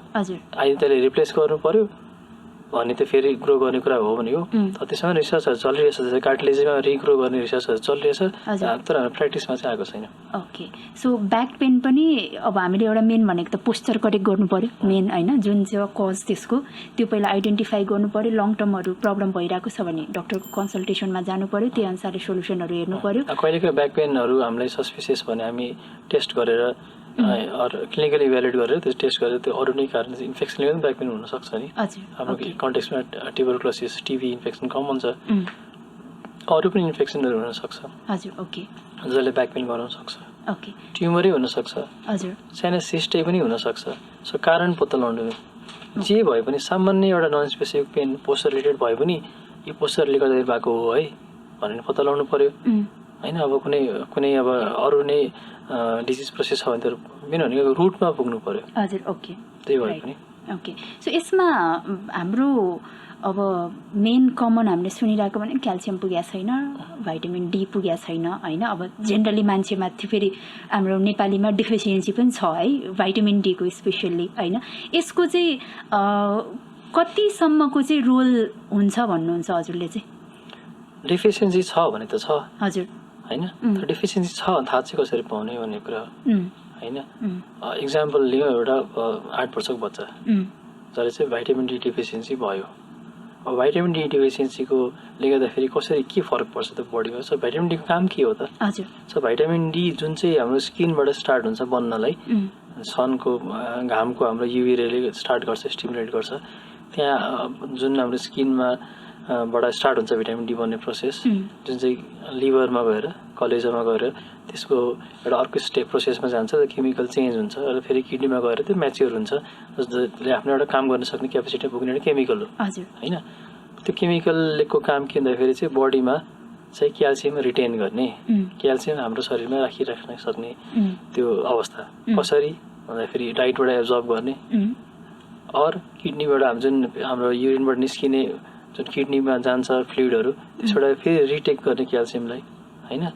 त्यो डिफ्रेन्ट विभिन्न सोर्सेसबाट क्याल्सियमलाई रिटेन गर्ने काम हो भिटामिन डीको, जसले गर्दाखेरि चाहिँ ब्लडमा क्याल्सियम मेन्टेन पनि हुन्छ र हड्डी मसल्स सबैमा चाहिँ क्याल्सियम हामीलाई चाहिन्छ। क्याल्सियम हाम्रो बडीमा धेरै नै युज छ र क्याल्सियम भनेको एकदम कमनली पाइने कुरा पनि हो।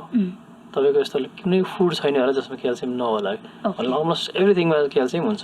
त्यस्तो रेयर मिनरल हुँदै होइन त्यो होइन।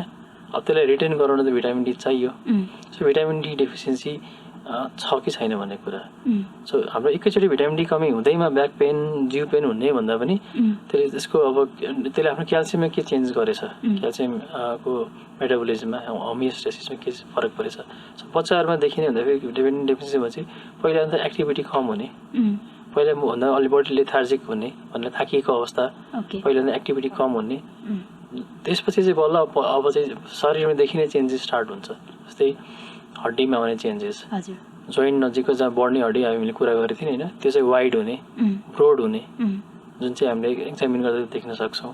मासुको स्ट्रेन्थ, मासुको जुन जति हामीलाई पावर चाहिन्छ त्यो पहिला कम भएर हिडाइमा फरक हुने होइन। विभिन्न हड्डीहरूमा चेन्ज हुने चाहिँ देखिने चाहिँ बच्चाहरूमा अभियसली देखिन्छ होइन। र त्यो कुरा पत्ता लगाउन सकिन्छ। कहिलेकाहीँ हामीलाई अब त्यो अवस्था नपुग्दाखेरि पनि हामीलाई अब हाम्रो अर्बन कन्टेक्स्टमा जुन चाहिँ हाम्रो घामसँग एक्सपोजर धेरै नै कम भइसकेको छ आजकलको लाइफस्टाइलमा, त्यसमा हुने चान्सेस बढी हुन्छ। त्यो सबै हामीले क्लिनिकल इभ्यालुएट गरेर भिटामिन डी कमी छ कि छैन भनेर हेर्छौँ। अब इन जेनरल हामीले भिटामिन डी खासै कमी छैन होला, त्यसको साइन्स केही पनि छैन, तर अब हामीलाई डेफिसियन्सी कम फिल भयो भने कहिलेकाहीँ हामीले टेस्ट नगरेर पनि भिटामिन डी सप्लिमेन्ट दिन सक्छौँ।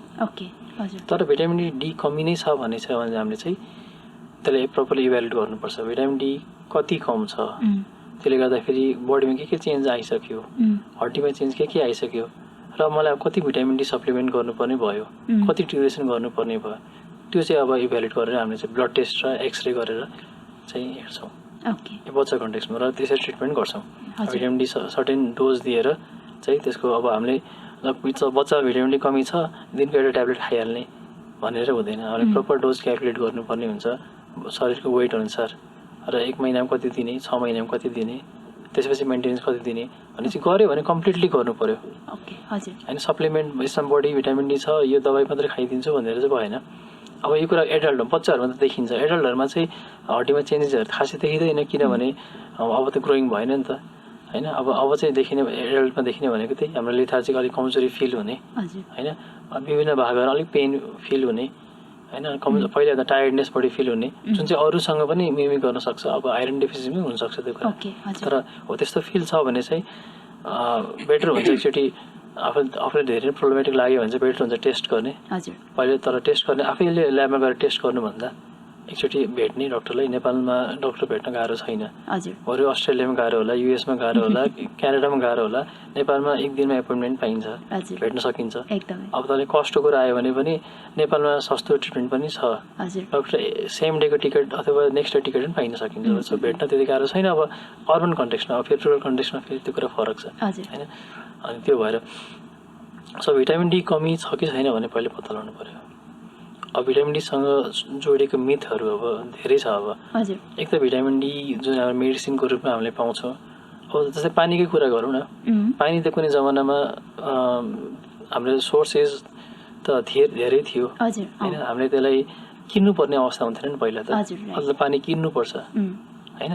त्यस्तै भिटामिन डी पनि त कमनली पाइने कुरा हो, घामबाटै पाइन्छ स्किनमा। तर अहिले हामीले किन्नुपर्छ भिटामिन डी भनेपछि यसमा चाहिँ इन्डस्ट्रियलाइजेसनको रोल पनि धेरै छ। यसमा चाहिँ हाम्रो जुन मार्केट छ, मेडिसिन मार्केट, त्यसको पनि रोल छ। अलिक बढी नै पुस गरिएको त्यो डेफिनेटली छ, त्यो हाम्रो प्र्याक्टिसमा देखि नै रहेको हुन्छ। सो अब बेटर के हुन्छ भने एउटा अब कसैसँग भेट्ने, डिस्कस गर्ने, लजिक्सहरू कुरा गर्ने यदि टाइम छ भने, अनि त्यो अनुसार ट्रिटमेन्टमा अगाडि बढ्ने। ओके, सो त्यो हिसाबले चाहिँ जानु पर्यो होइन। सो हावाको भरमा मात्रै चलेर चाहिँ भएन हुन चाहिँ। ओके, सो प्रपर हिसाबले चाहिँ जानु पर्यो। ओके, सो अलिकति एक्सर्साइजहरूको कुरा पनि गरौँ होइन, एन्ड वेट लिफ्टिङहरूको कुरा। मैले चाहिँ सुने अनुसारले चाहिँ अब नर्मली एक्सर्साइज त इनफ छैन होइन। मैले सुने अनुसार चाहिँ आई डोन्ट नो यो कतिको फ्याक्ट हो के हो भनेर चाहिँ, हामीले 60 को लागि केही होइन प्रिभेन्ट गर्नुपर्ने छ भने चाहिँ 21 एजदेखि नै वी हेभ टु होइन start taking care of our health. र त्यसमा पनि वेट लिफ्टिङ चाहिँ सुरु गर्नुपर्छ भन्ने चाहिँ मैले चाहिँ सुनेको थिएँ कि यो कतिको सही? वेट लिफ्टिङ कस्तो खालको वेट लिफ्टिङ? हाम्रो नर्मल्ली अब कार्डियो मात्रै गरेर चाहिँ भएन, बोन हेल्थको लागि चाहिँ होइन वेट लिफ्टिङ नै एक्सर्साइजहरू चाहिँ गर्नुपर्छ भन्ने चाहिँ सुनेको थिएँ कि। वेट लिफ्टिङले जुन वेट भनेको फोर्स त हो नि। हजुर हजुर, हामी ग्राभिटिक फोर्स त हो नि होइन। त्यसले डेफिनेटली बोनलाई स्टिमुलेट गर्छ, बोन फर्म हुन। यो सबै कुरो अस्टियोपोरोसिससँग नै रिलेटेड छ। ओके हजुर। भनेपछि हाम्रो शरीरको हड्डीमा चाहिँ अब बच्चादेखि एडल्ट हुँदै गइरहेपछि चाहिँ एउटा सर्टेन पिक एज त आउँछ नि त, जहाँ चाहिँ हाम्रो हड्डी चाहिँ म्याक्सिमम डेन्स छ, म्याक्सिमम साइजको छ, र कुनै न कुनै एजपछि डाउनफल त आउँछ। राइट। सो हाम्रो पिक भनेकै यो 21 जुन तपाईँले भन्नुभयो त्यो 21 भनेपछि हामीले पिक टाइममा चाहिँ हामीले कतिको हड्डीको डेन्सिटी अचिभ गऱ्यौँ को डाइरेक्ट रिलेसन छ अस्टियोपोरोसिस कहिले हुन्छ होइन। 21 इयर्समा हाम्रो बोनको डेन्सिटी चाहिँ राम्रो छ भने हाम्रो अस्टियोपोरोसिस हड्डी पछि गएर कमजोर हुने चाहिँ त्यति नै ढिलो हुन्छ होइन। मेल र फिमेलमा फेरि पुरै फरक छ, किनभने पुरै मेनोपोजसँग रिलेटेड छ। मेनोपोज पछि चाहिँ अस्टियोपोरोसिसको रेट एकदम छिटो बढ्छ फिमेलमा होइन। तर जे गरे पनि फिमेल भए पनि मेल भए पनि 21 तिर हाम्रो पिक बोन डेन्सिटी भन्छ, जुन चाहिँ पिक बोन डेन्सिटी भनेकै 20s को वरिपरि हो, 20 to 25 हो।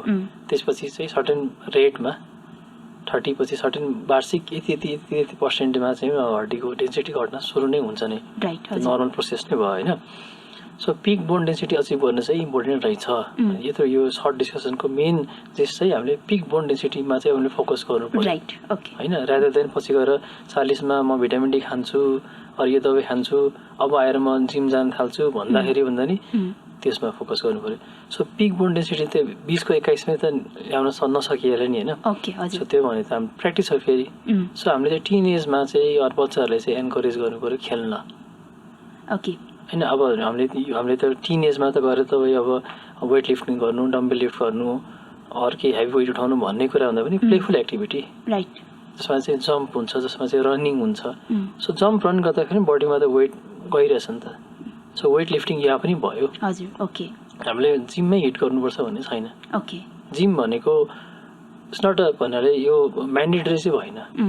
एभ्री ह्युमन बिइङ चाहिँ हामी जिममै जानुपर्छ भन्ने पनि होइन। जिम भन्नाले कन्टेक्स्ट फेरि अब केलाई भने जिम भनेको एउटा एक्सर्साइज गर्ने ठाउँ होइन। अब जिम्नास्टिकको सर्ट फर्म जिम भयो। त मैले त्यो कन्टेक्स्टमा भन्नु खोजेको जुन चाहिँ हाम्रो मान्छे जिम भनेर जान्छौँ हामी गएर लिफ्ट गरेर त्यसको एन्टायर फोकस चाहिँ हाम्रो अपियरेन्समा जान्छ।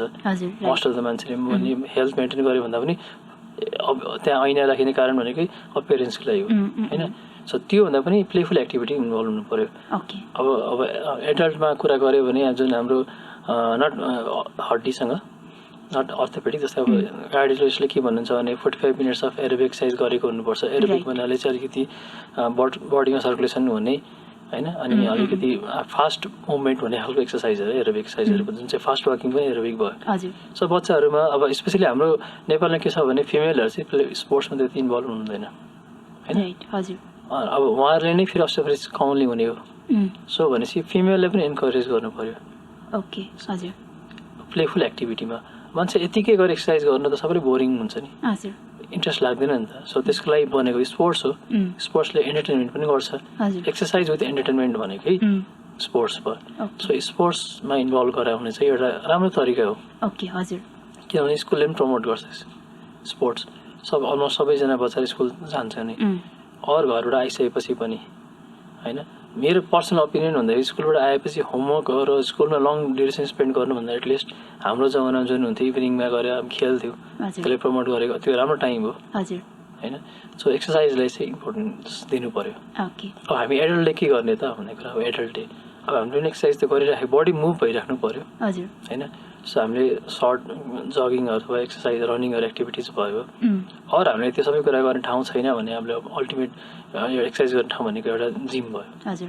सो गरेको राम्रो। अब फेरि जिममा गइसकेपछि फेरि क्वेसन आउँछ के गर्ने कति गर्ने। त्यो चाहिँ अब इन्टायरली अब अपियरेन्समा फोकस नगरेर जुन भएको जे काम छ त्यसलाई फोकस गरेर। जस्तै हाम्रो थाईको गर्थ मोटोपन होइन, थाईको मोटोपन त हातभन्दा ठुलै हुन्छ नि। तर जिममा हामीले फोकस गरेर इन्टायरली हाम्रो हातको मसल्स बढाउनु चाहिँ त्यति लजिकल मलाई लाग्दैन। किनभने हाम्रो जिममा त हामीले त लिफ्ट गरेर हामीले बाइसेप्सको हाम्रो हातको सेप दिन कोसिस गरिरहेछ। तर हाम्रो काम हातको त्यतिहरू होइन नि त। हाम्रो काम त हातको काम एक्टिभिटिज गर्नलाई, फाइन मुभमेन्ट गर्नलाई हो, अलिकति वेट लिफ्ट गर्नलाई पनि हो। तर हाम्रो फोकस चाहिँ हातको चेस्टको साइज बढाउनुमा फोकस गर्नुभन्दा चाहिँ अलिकति त्यसमा चाहिँ हाम्रो अलिकति एनर्जी स्पेन्ड हुने खालको एक्टिभिटी, पसिना स्वेट हुने खालको एक्टिभिटी, बडी सर्कुलेसन बढ्ने एक्टिभिटी गरे हुन्छ। अब बाँकी भनेको चाहिँ पर्सनल चोइस हो, त्यो चाहिँ हेल्थसँग डाइरेक्ट रिलेटेड नभयो। तर अननेसेसरी मेरो बडी सेप दिनको लागि म यो पर्टिकुलर डाइट खान्छु र यति धेरै एक्सर्साइज गर्छु र सेप दिनु भने चाहिँ त्यो चाहिँ मेडिकल कुरा भएन, त्यो चाहिँ पर्सनल चोइस भयो। ओके हजुर। जिमको चाहिँ मेरो त्यो मैले बुझेँ चाहिँ यो कुराहरू एक्सर्साइज रिलेटेड। ओके। सो जिममा अब फेरि अर्को हुन सक्ने रिस्कहरू त लाइक वेट लिफ्टिङ यताउताको इन्जुरीहरू हुन सक्ने कुराहरू इन्जुरी भयो, मसल पेन भयो, ब्याकको लो ब्याकको पोस्चर नमिलेर अथवा डिस्कलाई जुन हाम्रो हड्डी बिचको एउटा जेली जस्तो चिज हुन्छ मेरुदण्ड स्पाइनमा, त्यो चाहिँ फुट्न सक्ने सम्भावना हुन्छ। जब फुट्यो भने पेन मात्रै नभएर नर्भलाई कम्प्रेस गर्न सक्ने त्यो ठाउँ हो। किन सानो नलीबाट हाम्रो नर्भ नसाहरू निस्किन्छ ब्रेनबाट, स्पाइनल कर्ड भन्छ हामीले, त्यसको रुट्सहरू भन्छ, त्यो इन्जुरी हुन सक्ने सम्भावनाहरू हुन्छ होइन। सो त्यो अननेसेसरी हेभी वेट लिफ्टिङ गर्नु चाहिँ निड होइन, चोइस हो। त्यो चाहिँ चोइसको लागि गर्न सकिन्छ होइन।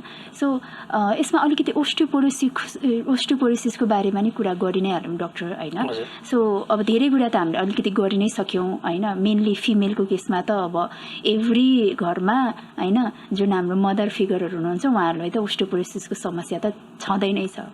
स्पेसली घुँडाको के अरे हड्डी खिएको भन्ने हिसाबले नै बुझिन्छ ओस्टियोपोरोसिस भन्ने। तर अब हड्डी खिने भनेको चाहिँ फेरि जोइन्टको कुरा आयो त्यसै। जोइन्टको कार्डले चाहिँ पहिला जस्तो चिप्लो नभएको, पहिला जस्तो त्यसमा पानीको क्वान्टिटी नभएको अवस्था, पहिला जस्तो स्मुथ नभएको, त्यो एउटा कुरा भयो। ओस्टियोपोरोसिस भनेको चाहिँ ओभरअल हाम्रो बडीको हड्डीको डेन्सिटी कम भएको, घनत्व जुन हामी नेपालीमा भन्छौँ त्यो कम भएको अवस्था चाहिँ ओस्टियोपोरोसिस भयो। हजुर। अब त्यो घनत्व कसरी कम भयो? पहिला नै धेरै डेन्सिटी हुन पाएन यङ एजमा कि त्यसपछि अब हाम्रो नर्मली फिजियोलोजिकली भन्नाले नेचुरली जुन हाम्रो हरेक वर्ष 30 वर्ष कटिसकेपछि हरेक वर्ष अलिअलि डेन्सिटी घट्दै जान्छ, थोरै रेटमा भए पनि केही पर्सेन्टेजमा भए पनि होइन। अनि त्यो भन्दा बियोन्ड पो गइरहेछ कि होइन। अब जस्तै युजली एभरेज मेनोपज भनेको अराउन्ड 40 हो भने त्यसपछि चाहिँ फिमेलमा इस्ट्रोजेन हर्मोन कमी हुन थालेपछि चाहिँ अब जसले बोनको डेन्सिटी मेन्टेन गर्ने जुन हाम्रो बडीको हर्मोन्समा कमी आउन थालेपछि चाहिँ त्यो रेट छिटो हुन्छ। सो फिमेल यतिको पनि ओस्टियोपोरोसिस हुने प्रोबेबिलिटी र जुन हाम्रो त्यसलाई प्रिभ्यालेन्स भन्छौँ जुन छ त्यो बढी छ नै। अब यसमा एडिसन गर्छ अरू फ्याक्टरले, रोगले होइन हाम्रो कमन क्रोनिक रोगको जस्तै डायबिटिज भयो होइन अरू हामी यस्तै कुनै मेडिकेसन खाइरहेछौँ स्टेरोइड दबाई खाइरहेछौँ स्टेरोइड दबाई कुनै बात रोगकोसँग सम्बन्धित होस् या कुनै क्यान्सरसँग अथवा कुनै पनि चिजको हामीले लङ टर्म खाने स्टेरोइड अरू कुनै मेडिसिनहरूले पनि बडीको हड्डीको डेन्सिटी कम गर्दै जान्छ हामीले यतिसम्म देख्छौँ कि स्टेरोइड लङ टर्म युज गरेर मान्छे फ्र्याक्चर भएर आएको हिप जोइन्टमा त्यो हामी देखि नै रह हुन्छौँ अस्टियोपोरोसिस बडी युज भएर छिटो बोन पेस्ट पनि भएको अब त्यो निड थियो होला स्टेरोइड दिने त्यो भनेको अब डिजिज प्रोसेस मेडिकेसनले गर्दाखेरि त्यसले डाइटको पनि रोल त आउँछ हाम्रो डाइटमा हाम्रो जति हामीलाई चाहिने न्युट्रिसनहरू जति हामीलाई चाहिने भिटामिन डी क्याल्सियम यसको कमीले गर्दाखेरि पनि यसमा इफेक्ट त पर्छ होइन यो प्रोसेस भयो अनि अब इनएक्टिभिटी अब पहिले एक्टिभ थियो होला पछि गएर इनएक्टिभ भयो बडीको मुभमेन्ट त्यति हेरेर छैन बडी वेट गेन भएको छ इनएक्टिभिटीले हड्डीले त्यही के बुझ्छ भने शरीरमा वेट गइरहेछ हड्डीमा वेट गइरहेछ फोर्स गइरहेछ भने उसले बडी बनाउँछ वेट गएर उसले बनाउँदैन सो त्यसले गर्दाखेरि पनि एउटा इनएक्टिभिटीले गर्दाखेरि पनि डेन्सिटी ऱ्यापिडली झर्न सक्छ सो अस्टियोपोरोसिस भने त्यस्तो अवस्था हो अस्टियोपोरोसिस भएर के भयो त लस के भयो त भन्ने कुरादाखेरि चाहिँ अब यो भनेको बिल्डिङको आर्किटेक्चर जस्तै भयो बिल्डिङको आर्किटेक्चर विक भएको पहिलाभन्दा त्यसले गर्दा कोल्याप्सेबल पनि हुनसक्छ त्यसले गर्दा फेरि क्र्याक्सहरू देखिन सक्छ त्यसले गर्दा फेरि पेन मात्रै पनि हुनसक्छ होइन अनि कमनली अस्टियोपोरोसिसले जुन अस्टियोपोरोसिस भन्ने रियलमा भने एकदमै कमन छ र यसले हाम्रो पपुलेसनलाई अहिले हाम्रो समाजलाई एफेक्ट त राम्ररी नै पारिरहेछ यो चाहिँ एकदमै अहिलेको एउटा रिसर्चको एउटा फिल्ड हो नै अब एउटा यसले चाहिँ कसरी एउटा इक्जाम्पल दिन्छ भने जस्तै अब 70 इयर्सको female 60 to 70 female hip fracture भएर आउनुभयो हिप जोइन्टको नजिकको हाम्रो जुन फिमरको फ्र्याक्चर भएर आयो होइन अब त्यो फ्र्याक्चर हुने कारण भनेको चाहिँ एभ्री टाइम ठुलो एक्सिडेन्ट नहुनसक्छ चिप्लेर लडेको अहिले हामी चिप्लेर लड्यो हाम्रो हड्डी बाँचिहाल्दैन नि त होइन तर अब तपाईँको 60 to 70 को फिमेल जसलाई अस्टियोपोरोसिस छ उहाँ बाथरुममा चिप्लेर लड्नु भयो भने उहाँको हिपको फ्र्याक्चर हुन सक्ने चान्सेस एकदमै हाई छ एकदमै हाई छ अरू ठाउँ पनि हुनसक्छ तर त्यसको एक्जाम्पल मैले दिएको त्यो फ्र्याक्चर हुँदैमा कि समस्या के भयो त भन्दाखेरि त्यो फ्र्याक्चर भएपछि हामी हिँड्न सक्दैनौँ भनेपछि ल हिँड्न नसकेपछि हामी बेड रिडन भयो बेडमा बस्ने भयो होइन त्यो जोडिएर नजोडिएर एउटा कुरा छ नजोडिन सक्छ जोडिन बाङ्गो जोडिन सक्छ हिँड्नै गाह्रो हुने जोडिन समय लाग्न सक्छ अब यो सबै कुरा भएर फ्र्याक्चर भयो ठिक छ हामीले ट्रिटमेन्ट गरिहाल्छौँ नि भन्ने कुरा आउँछ तर त्यसको के छ तपाईँले त्यो पुरानो स्टडीहरू हेर्नुभयो भने चाहिँ हिप फ्र्याक्चरको चाहिँ डेथसँग डाइरेक्ट रिलेसन छ डाइरेक्ट रिलेसन छ तपाईँको कसैको हिप फ्र्याक्चर भएको छ उपचार भयो भएन होइन भएन बेड रिडन हुन्छ भने 1 वर्षभित्रको जुन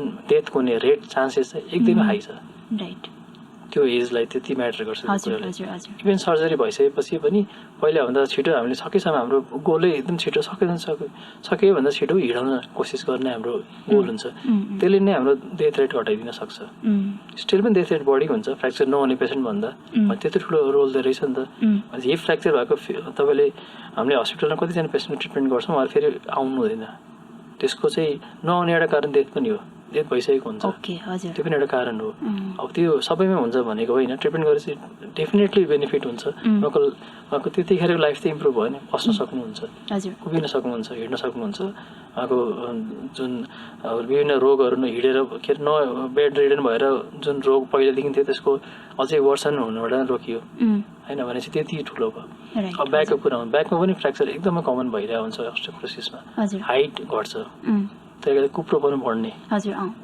कुप्रोपन बढ्ने त्यो पेन बढ्छ होइन त्यो ब्याकको तपाईँको हाइट बढेर सबै कुराले गर्दाखेरि चाहिँ के हुन्छ भने मान्छेको इनएक्टिभिटीतिर जाने इनएक्टिभिटी भएपछि अब डिजिजमा रोगहरू बढ्न थालेपछि अल्टिमेटली हामी कुनै न कुनै चिजले तपाईँलाई छिटो डेथतिर लान सक्छ सो अस्टियोपोरोसिस त्यति इम्पोर्टेन्ट कुरा हो सो अब अहिले आएर हामीले अब 50 वर्ष अब म आएर एक्टिभ हुन्छु अब म आएर मेडिसिनमा फोकस गर्छु म अब हेल्दी लाइफस्टाइल बनाउँछु भन्नु हुँदाखेरि हाम्रो ग्रोइङ फेजदेखि नै हेल्दी भएको राम्रो सो त्यहाँ पुगिसक्नु भएकोले चाहिँ अब चाहिँ के गर्न सकिन्छ त अब त्यो फेजमा पुगिसक्नु भएको अस्टियोपोरोसिस भइसकेपछि अस्टियोपोरोसिस केही गरेर डायग्नोसिस भयो अब अस्टियोपोरोसिस कति भन्ने कुरा हो फेरि होइन केही कुरा पनि कति भन्ने कुरा हो नि त होइन अब त्यसको कसरी हामी थाहा पाउँछौँ भन्दाखेरि हामीले त्यसको मेजरमेन्ट्सहरू छ स्क्यानिङहरू छ जसलाई डेक्जा स्क्यान भन्छौँ होइन सो डेक्सा स्क्यान चाहिँ अब एकदमै कम ठाउँमा छ नेपालमा, काठमाडौँ पनि हेरौँ भने फ्यु सेन्टर्समा मात्रै डेक्सा स्क्यान एभाइलेबल छ।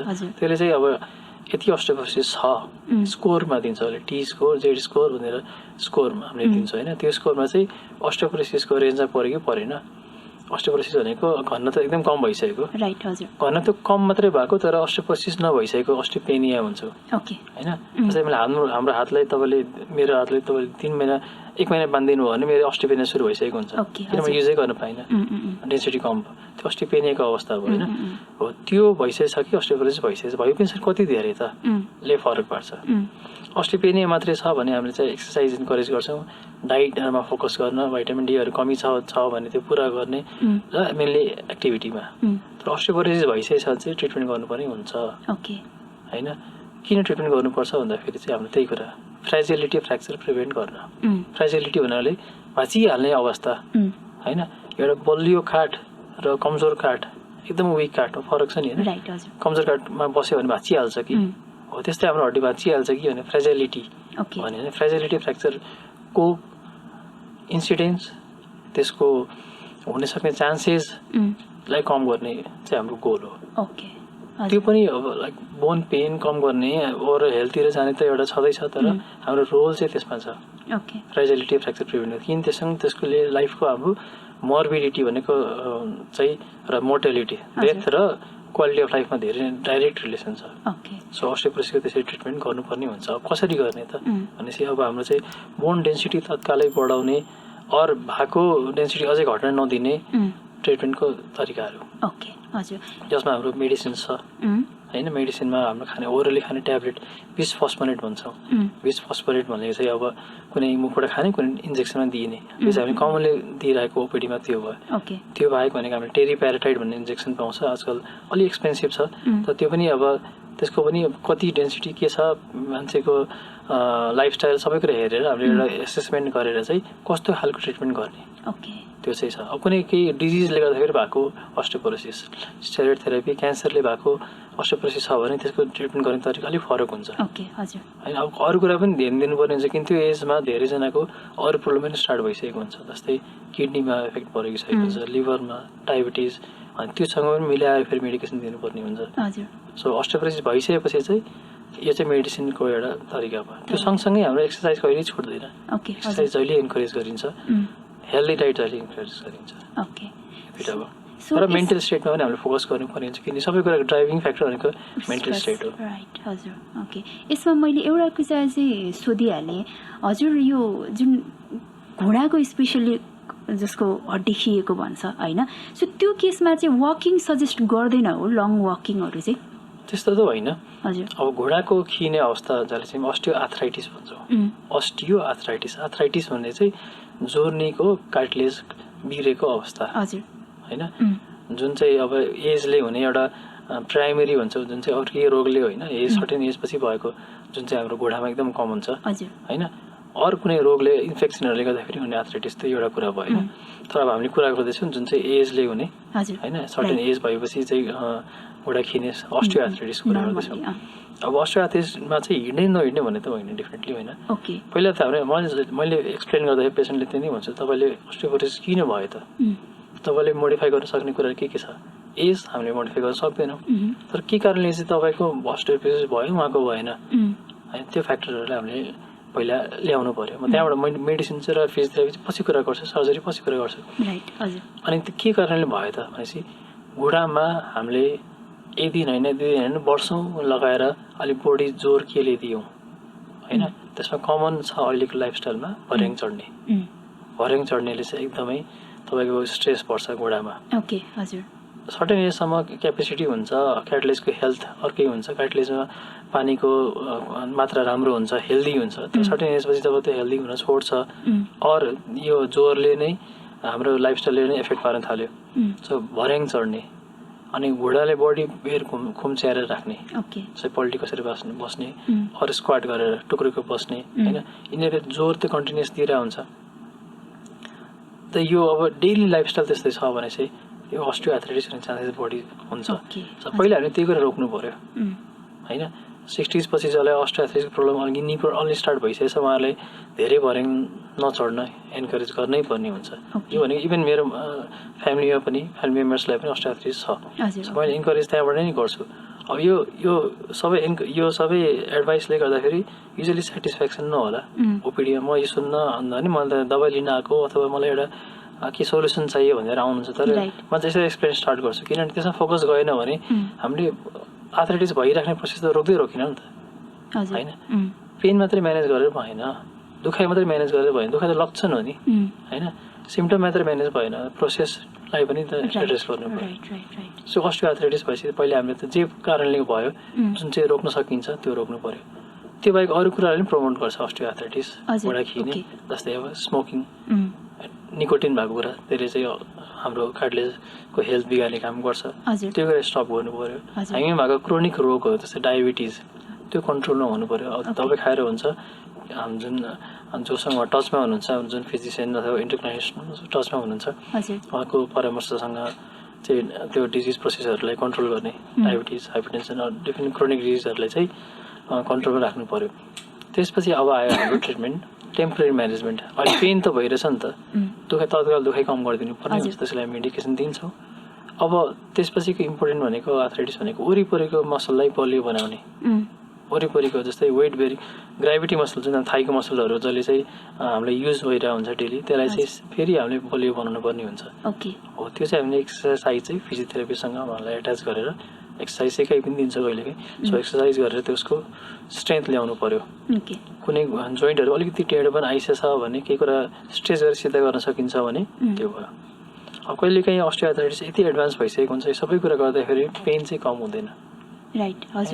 कुनै अब हामीले फिजिकल थेरापी दिएर अथवा दबाई दिएर मात्रै पनि उहाँको क्वालिटी अफ लाइफ इम्प्रुभ भएन, पेनले गर्दाखेरि उहाँको हिँडाइ धेरै नै लिमिट भयो। त्यस्तो बेलामा चाहिँ रिप्लेसमेन्ट भन्ने कुरा सर्जरी कुरा आउँछ। तर अब यी सबै कुरा गर्दाखेरि चाहिँ फेरि तपाईँको फर्स्ट क्वेसन थियो हिँड्न मिल्छ कि मिल्दैन? हिँड्न मिल्छ, नहिँडेको चाहिँ मान्छे बिरामी पर्छ, हिँड्नु त पर्यो। तर कस्तो खालको हिँडाइ? नर्मल हाम्रो स्मुथ रोडमा, स्मुथ बाटोमा, स्ट्रेट बाटोमा हामी हिँड्न मिल्छ बिस्तारै आफ्नो पेसमा। तर अब खराब बाटो, उकालो ओह्रालो भर्याङ चाहिँ हामीले हिँड्न कम गर्ने गर्छ, त्यो चाहिँ एभोइड गर्नुपर्ने हो। तर कम्प्लिटली हिँड्नै बन्द गर्ने चाहिँ नट त्यो हेल्दी चोइस नै होइन, एडभाइस पनि भएन। ओके, यसमा हाम्रो कमन मिथ्सहरू चाहिँ हजुरले के सुन्नु भएको छ regarding like bone health? Myths भन्दाखेरि चाहिँ प्र्याक्टिसको कुरा आउँछ। सुई लगाउने एउटा टेन्डेन्सी एकदमै हाई छ नेपालमा, सुई लगाइदिइहाल्ने। अब के सुई लगाउने? अब कमले सुई लगाउने भने स्टेरोइड दबाई पुस गर्ने, त्यो पनि टेम्पोरेरी सोल्युसन हो, त्यसको रिजल्ट प्रेडिक्टेबल छैन र त्यसले कार्टिलेजमा इफेक्ट पार्छ होइन, त्यो कुनै सोल्युसन होइन। कहिलेकाहीँ एकदमै धेरै पेन भयो, टेम्पोरेरी पेन म्यानेज गर्नलाई इन्जेक्सन दिएर स्टेरोइड लगाउने एउटा कुरा भयो। त्यसपछि रोल आउँछ अहिले एकदमै बजारमा मार्केटमा एकदमै पेन म्यानेजमेन्ट भएर एउटा मान्छेले कार्टिलेज इम्प्रुभ गर्नलाई भनेर पिआरपी इन्जेक्सन दिने भन्नुहुन्छ। तर अब तपाईँ स्टडीहरू हेर्नुभयो भने तपाईँले युएसकै स्टडी हेर्नुभयो भने त्यसको खासै एडभान्टेज केही पनि छैन, नट प्रुभन। जो कुरा प्रुभन छैन, जसको खासै रोल त्यति देखिँदैन, त्यो राखेर खासै हामी त्यो पनि इन्जेक्सन दिनु पनि एउटा प्रोसिजर हो। हामीले बाहिरी कुरालाई भित्र कुरा राखिरहेछौँ, त्यो चाहिँ अन्नेसेसरी हो भन्ने स्टडीहरूले पनि भन्छ। त्यो कुराहरू नगरेको राम्रो है। अनि त्यो कुरा चाहिँ अनि त्यसपछि पेन म्यानेजमेन्ट भनेर अहिले एउटा डिफ्रेन्ट स्पेसिलिटी जुन अगाडि बढिरहेछ, जुन चाहिँ अब हुनु त राम्रो कुरा हो, तर अब त्यो सिम्टम म्यानेजमेन्टतिर बढी गयो। हामीले सिम्टम होइन, हामीले डिजिज ट्रिट गर्नुपर्ने हो होइन। सो हामीले कुनै त्यहाँको नसालाई टेम्पोरेरी ब्लक गरिदिउँ, पेनै फिल भएन, तर हामीलाई यो सिम्टमै के अरे नर्भले कामै नगर्ने जोइन्ट जुन हाम्रो भनौँ न नर्भै नभएको जोइन्ट जस्तो बनाउनु पनि हाम्रो सोल्युसन होइन, त्यो कुराहरू छ। अरू मिथहरू भनेको चाहिँ अब फार्मेसी गएर ट्रिटमेन्ट गर्ने जुन तरिकाहरू, जुन चाहिँ नीमा क्याप लगाइदिइहाल्ने, नी क्याप लगाएर आर्थराइटिस ठिक चाहिँ हुँदैन। त्यसले गर्दाखेरि के अवेर हुन्छ भने मैले कम हिँड्नुपर्छ, म भरेमा कम हिँड्छु, तत्काल दुख्न कम हुने एउटा कुरा भयो, तर त्यसले अस्टियोआर्थराइटिस खुट्टा खिने ठिक चाहिँ गर्दैन। तेल लगाएर आर्थराइटिस ठिक हुँदैन होइन, के गरेर खाएर आर्थराइटिस ठिक हुँदैन, यसको झोल उसको सोल्युसनहरूले चाहिँ ठिक चाहिँ हुँदैन, किन त्यो पर्मानेन्ट ड्यामेज भइसक्यो। पहिल्यै सोच्नु पर्ने त्यो कुराहरू चाहिँ। अनि अर्को मिथ भनेको केही कुरा खाएर केही कुरा ठिक हुने, हाम्रो सबै फोकस खाएरमा जान्छ। हजुर राइट हजुर त्यो चाहिँ अब कारण के भयो पत्ता लगाउनु पर्यो र भएको प्रोसेसलाई रोक्न सक्नु पर्यो। खानेकुरामा त इट्स ब्यालेन्स डाइट हैन त? हजुर अब डाइट भन्ने कुरा चाहिँ एकदमै इभल्भ भइरहेको कुरा हो।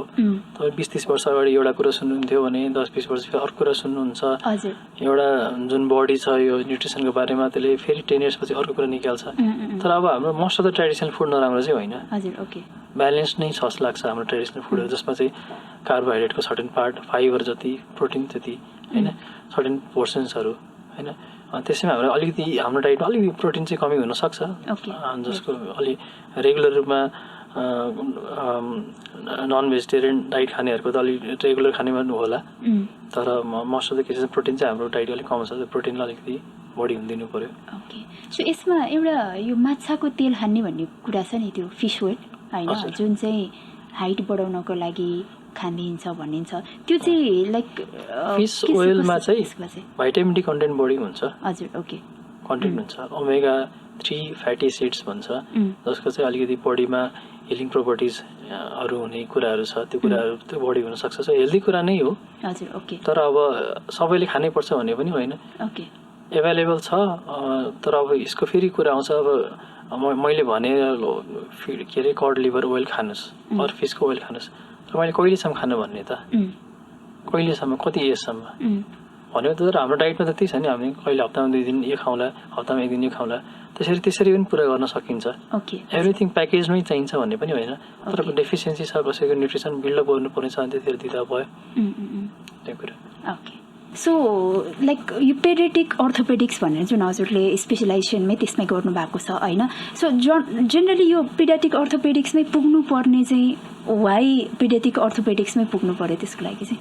अब पेडियाट्रिक अर्थोपेडिक्स भनेपछि चाहिँ हजुर जन्मेदेखि बच्चादेखि लिएर कहिलेको जन्मिनुभन्दा अगाडिको गर्भ अवस्थामा दिनुपर्ने परामर्शदेखि लिएर डिपेन्ड गर्छ कन्ट्री अनुसार, कतै 16 वर्ष कतै 18 वर्षसम्मको एज ग्रुपको लागि स्पेसलाइज अर्थोपेडिक्स भनेपछि यो एज ग्रुपमा हुने समस्याहरूलाई डायग्नोसिसदेखि लिएर निदानदेखि लिएर ट्रिटमेन्ट गर्ने पर्ने एउटा फिल्ड भयो। यो किन छुट्टै फिल्ड हुनु पर्यो त्यसको लागि भनेपछि चाहिँ अब हामीले कुनै पनि आजकलको हामीले यो मेडिसिन हेऱ्यो भने स्पेसलाइज किन गर्नु जरुरी छ भने किन हामी वान्स इन अ लाइफ टाइममा सबै कुराको स्पेसलिस्ट बन्न सक्दैनौँ होइन। एउटा लाइफ चाहिँ इनफ छैन कि म हरेक कुराको स्पेसलिस्ट बन्न सक्छु। म केही कुरामा मेरो नलेज बढी हुनसक्छ र केही कुरा मैले कन्टिन्युस हेऱ्यो भने मैले त्यसको मेरो एफिसियन्सी, त्यो रोगको बारे पत्ता लगाउने क्यापेसिटी, त्यो रोगको ट्रिटमेन्ट सही दिन सक्ने क्यापेसिटी आफू अपडेट हुने भएको भएर त्यसलाई स्पेसलाइजेसन भनिन्छ। सो अर्थोपेडिक्स आफैमा स्पेसलाइज फिल्ड हो।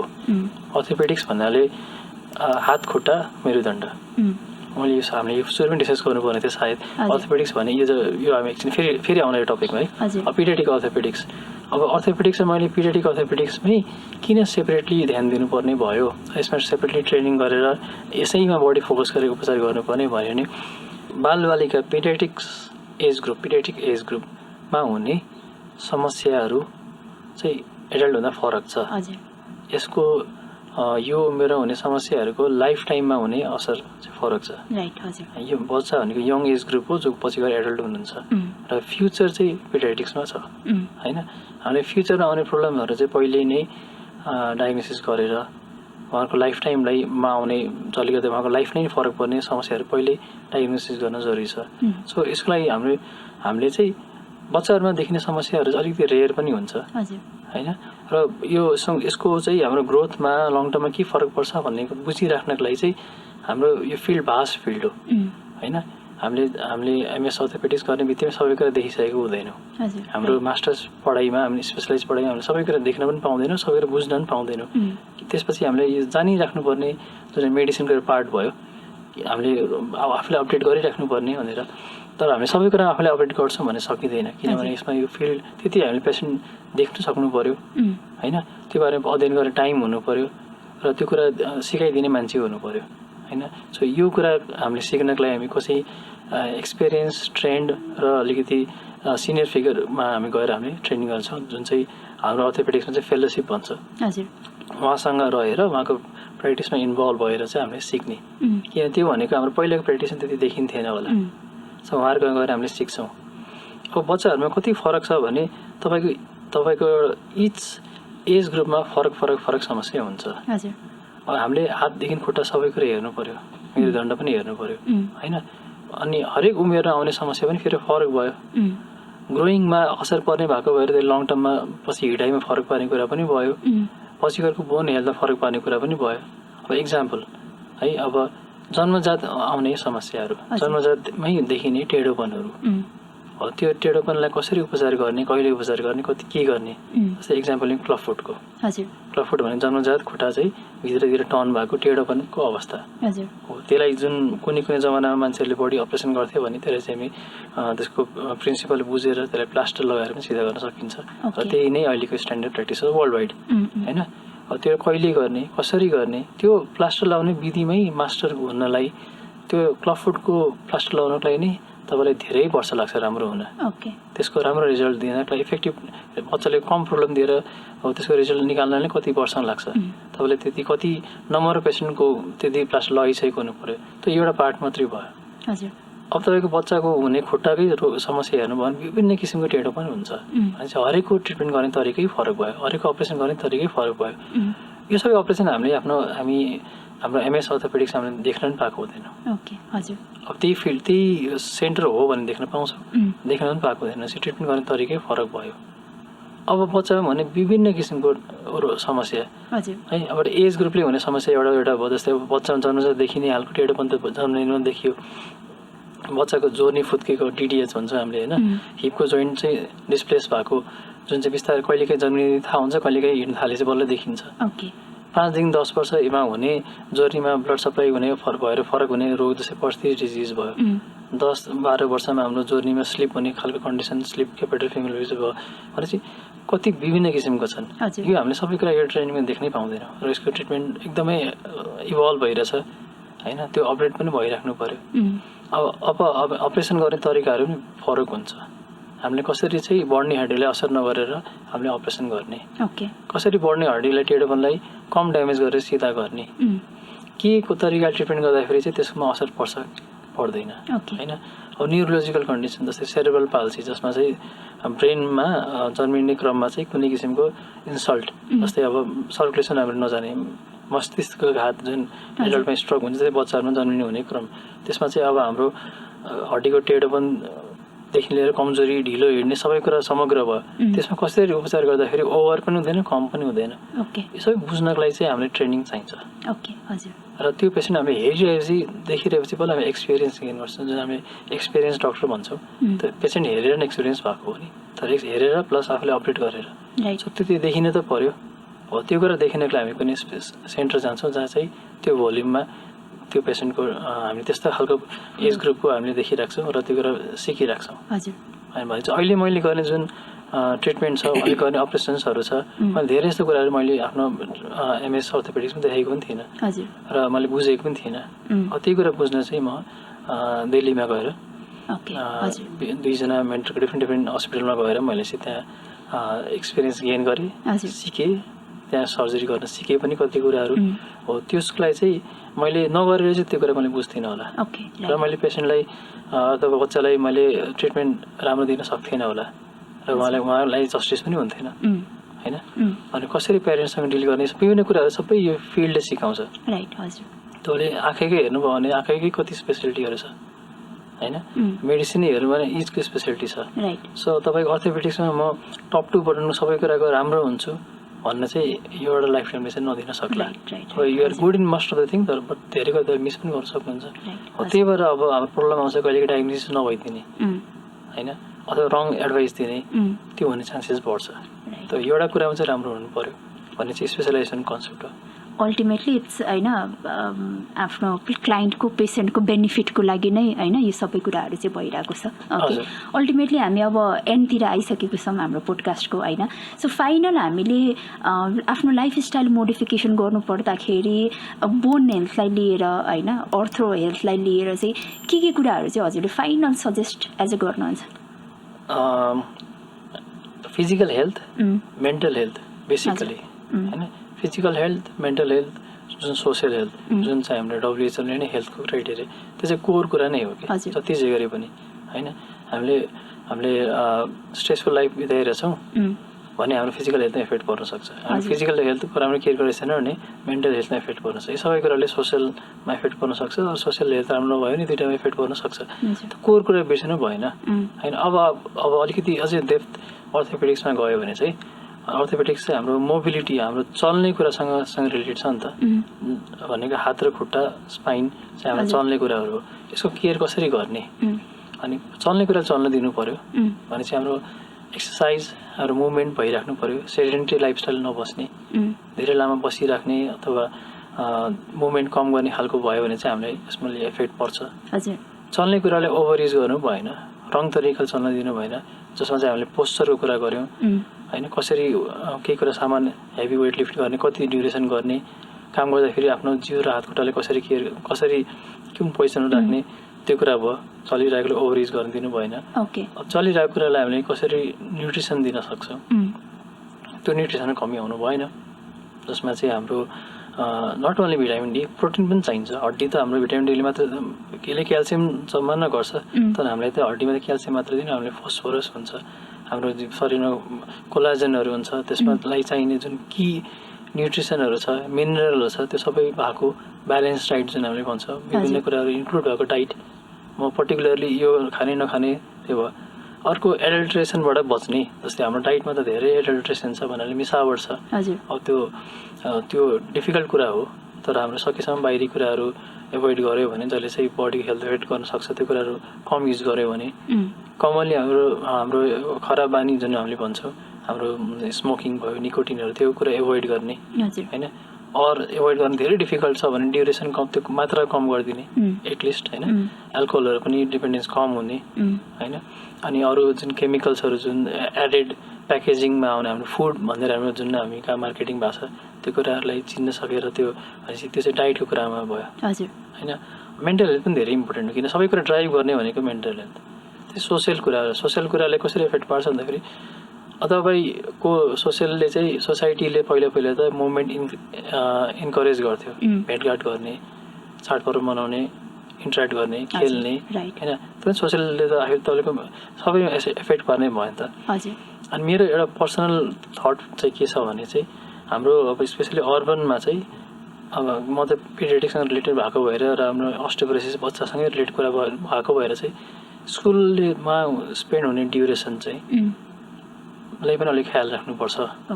अब मोस्ट अफ द स्कुलको ड्युरेसन भनेको प्यारेन्टलाई प्लिजिङ भन्नाले प्यारेन्ट चाहिँ बिजी हुनुहुन्छ, अब उहाँले टाइम दिन सक्ने टाइमलाई चाहिँ स्कुलले अकुपाई गरेर स्कुलको ड्युरेसन लामो बनाएर त्यो चाहिँ त्यति हेल्दी कुरा चाहिँ होस् मलाई लाग्दैन। एजुकेट हुनु, नलेज गेन गर्नु, सर्टेन टाइम स्कुल जानु एउटा कुरा ठिक हो, तर लङ आवर्स त्यहाँ स्पेन्ड गरेर घाममा एक्सपोजर कम भएर खेल्ने टाइमै नभएर जसले चाहिँ हाम्रो फिजिकल मेन्टल दुइटै इफेक्ट पार्छ हो, त्यो पनि राम्रो कुरा होइन। सो सोसियल कुरा त्यहाँ आउँछ होइन। सो छुट्टीहरू पनि इन्करेज हुनुपर्छ, फेस्टिभल पनि मनाउनुपर्छ।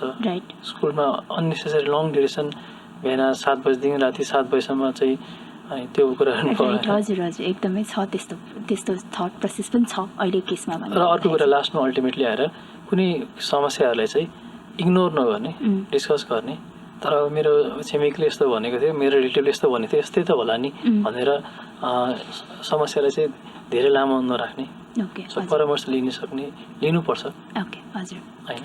एन्ड जसको चाहिँ एकदमै बिजी लाइफस्टाइल छ होइन, हु वर्क्स लाइक कि 8 आवर्स 10 आवर्स डेस्क वर्कहरू भइरहेको हुन्छ एडल्टहरूको लागि होइन। सो मोस्ट अफ द जबहरू आजकल लिमिट हुँदै गइरहेछ। हजुर, उहाँहरूलाई चाहिँ फ्यु कुराहरू हजुरले सजेस्ट गर्नुपर्दाखेरि चाहिँ के गर्नुहुन्छ? मेरो सजेसन चाहिँ तपाईँले जति नै रिमाइन्डर राख्यो भने तपाईँले आफ्नो पोजिसन मेन्टेन गरिराख्न चाहिँ कसैले पनि सक्दैन। ब्रेक लिने एभ्री 20-30 मिनट्समा एकछिन उभिने अथवा स्ट्रेच गर्ने, आएर बस्ने होइन। ब्रेक लिनु चाहिँ इम्पोर्टेन्ट छ, त्यसले बडी मुभ हुन्छ, स्ट्रेच हुन्छ। सो तपाईँको पोस्चर बिग्रिरहेछ भने त्यसले फेरि ब्रेक गरिदिन्छ, त्यसले नर्मल ल्याउँछ। अनि आफैले पनि कसैको सजेसनमा चाहिँ एक्सर्साइज गर्ने बानी चाहिँ राम्रो हो। एक्सर्साइज भन्ने खोजेको चाहिँ अब ब्याक लेग मसललाई बलियो बनाउने एक्सर्साइजहरू होइन। जोइन्ट नि घोडा हिपको जोइन्टहरू बलियो भने सिम्पल एक्सर्साइजहरू छ, त्यसले सर्टेन टाइम दिएर सिकेर आएर गरिराख्ने, यसले चाहिँ हाम्रो प्रब्लम आउनबाट रोक्न सक्छ। जस्तै अब ब्याकको मसल हामी लङ बस्यो भने हाम्रो ब्याकको सर्टेन मसलहरू चाहिँ विक भइसकेको हुन्छ, सर्टेनमा बढी जोर पर्छ। हो त्यो विक मसलहरूलाई चाहिँ एक्टिभेट गरिराख्ने, बलियो बनाइराख्नुलाई त एक्सर्साइजले हेल्प गर्यो, जुन पनि एउटा फिजियोथेरापीको पार्ट नै हो। एक्सर्साइज गर्ने बानी स्पेसिफिकली फर डेस्क जब गर्नेहरूलाई चाहिँ ब्याकको, हिपको, नीको एक्सर्साइज गर्नु चाहिँ इम्पोर्टेन्ट हो। यसले चाहिँ धेरै कुरा प्रिभेन्ट गर्न सक्छ। राइट, हजुर। Okay, so thank you so much doctor Nitish. हामीले सायद धेरै कुराहरू कभर गऱ्यौँ जस्तो लाग्छ होइन। लाइक इभन ब्याक पेन त हाम्रो लामो कुरा भयो, ओस्टियोपोरोसिसको बारेमा त्यति नै लामो कुरा भयो होइन। अझ पेडियाट्रिक होइन, अर्थोपेडिक्सको बारेमा धेरै फास्ट फिल्ड मैले डिस्कस गरेकै छैन। हजुर, त्यो एउटै पोडकास्टले पनि भ्याउँदैन। फ्युचर मिल्यो भने त्यो गरौँला। हजुर, म चाहिँ अझै एउटा कुरा एड गर्न चाहन्छु जस्ट, पछि फेरि सफल गर्न सक्नुहुन्छ। अब हामीले मोस्ट अफ द पेसेन्टहरू चाहिँ ओपिडीमा गएर कन्फ्युजन हुन्छ क्या, तपाईँले के कुरा प्रब्लम भयो, कहाँ गएर देखाउने त, कसलाई देखाउने। अब स्किल त त्यो त हाम्रो थाहा पाउने क्यापेसिटी भएन। अहिले त हामीले स्किलको भन्दा टिकटकले भन्छ होइन। टिकटकले बडी स्किल छ भने जसको नाम बडी छ त्यो बडी स्किल भयो, जसको एज बडी छ त्यो बडी स्किल भयो, जसको कपाल बडी झरेछ स्किल त्यसरी छ अहिले होइन। अनि त्यो चाहिँ अब कसको एफिसियन्सी चाहिँ हाम्रो थाहा इन्स्टिच्युटले हेल्प गर्न सक्छ, राम्रो इन्स्टिच्युटले राम्रो मान्छे हायर गर्छ, त्यो छँदै छैन। तर अब कुन स्पेसलिटी जाने त मा चाहिँ एकदमै धेरै कन्फ्युजन छ। किनभने ओपिडीमा चाहिँ धेरैजना पेसेन्ट सर्टेन ठाउँमा देखाएर आइसकेको हुनुहुन्छ र सोध्नु पनि हुन्छ यस्तो यस्तो मलाई देखिरहेछ, यो नसाको समस्या हो र, अथवा मैले नसाको डक्टरमा जानुपर्ने हो र। अब अनि त्यसपछि मैले फेरि इक्जाम्पल दिन्छु, तपाईँको नसा कहाँ हुन्छ त, त्यो नसा भने के हो सोध्छु मैले। मोस्ट अफ द मान्छेलाई एन्सर थाहा हुँदैन कि नसा भने के हो। अब नसा भनेको को रोग हो भन्नाले नसा के हो त थाहा त हुनु पऱ्यो नि त। अनि मैले अब यसमा कमन मिथ भनेकै नसा भनेको सबै कुरा हो, जे पनि बाहिर देखिने लामो कुराले नसा। सो नसा भनेको चाहिँ करेन्ट बोक्ने तार हो, नर्भ, स्नायु होइन। त्यो हामीले बुझेको चाहिँ हाम्रो मेडिकल वर्ड चाहिँ रगत बग्ने नली रक्त नली भन्छौँ, त्यो आर्टरी भेन भयो। र हात चलाउने मसलको डोरीलाई टेन्डन भन्छौँ। सबै कुरा त्यसमा कन्फ्युज हुनु भएन होइन। अब नसाको रोग हुने त्यो त थाहा हुनु पर्यो होइन। अब हामीले पहिल्यै थाहा भएको भए त हामी आफै उपचार पनि गर्न सक्थ्यौँ नि त। मलाई के को रोग छ भने त मैले आफै टेस्ट गर्न सकिनँ, त्यस्तो हुँदैन। त्यो चुज गर्ने स्पेसलिटी म कुन स्पेसलिटी जानुपर्ने भने चाहिँ भागले छुट्याइदिएको छ कि भाग, नाक कान घाँटी। नाक कान घाँटीको जे समस्या भए पनि नाक कान घाँटी डक्टरमा पहिलो पुग्नु पर्यो। नाक कान घाँटीमा नसा त हुन्छ नि, हाम्रो कपाल र सर्टेन नङ बाहेक सबैतिर नसा हुन्छ नि। अनि हामीलाई हर्टिज भाँच्यो भने पनि त पेन हुने त नसाले नै हो नि होइन। सो नसाले पेन हुने, अब त्यो हड्डी भाँच्यो नसाको रोग हो त होइन नि त होइन। सो त्यो भएर कसरी छुट्याइएको छ भने भाग भन्ने छुट्याइएको छ। यो एकदमै इम्पोर्टेन्ट छ किनभने यसले धेरै कन्फ्युजन क्रिएट गर्छ। अब आँखाको समस्या हो भने कसलाई देखाउने त, अभियसली आँखा डक्टर। अनि अर्थोपेडिक भने कसलाई देखाउनु पऱ्यो भन्दाखेरि हात खुट्टा ढाड को कुनै पनि किसिमको समस्या छ, कुनै पनि किसिमको हुनसक्छ। अब छालाको रोगहरू चाहिँ डिफ्रेन्ट कुरा भयो, मा हुने समस्याहरू चाहिँ अर्थोपेडिकमा जानु पर्यो।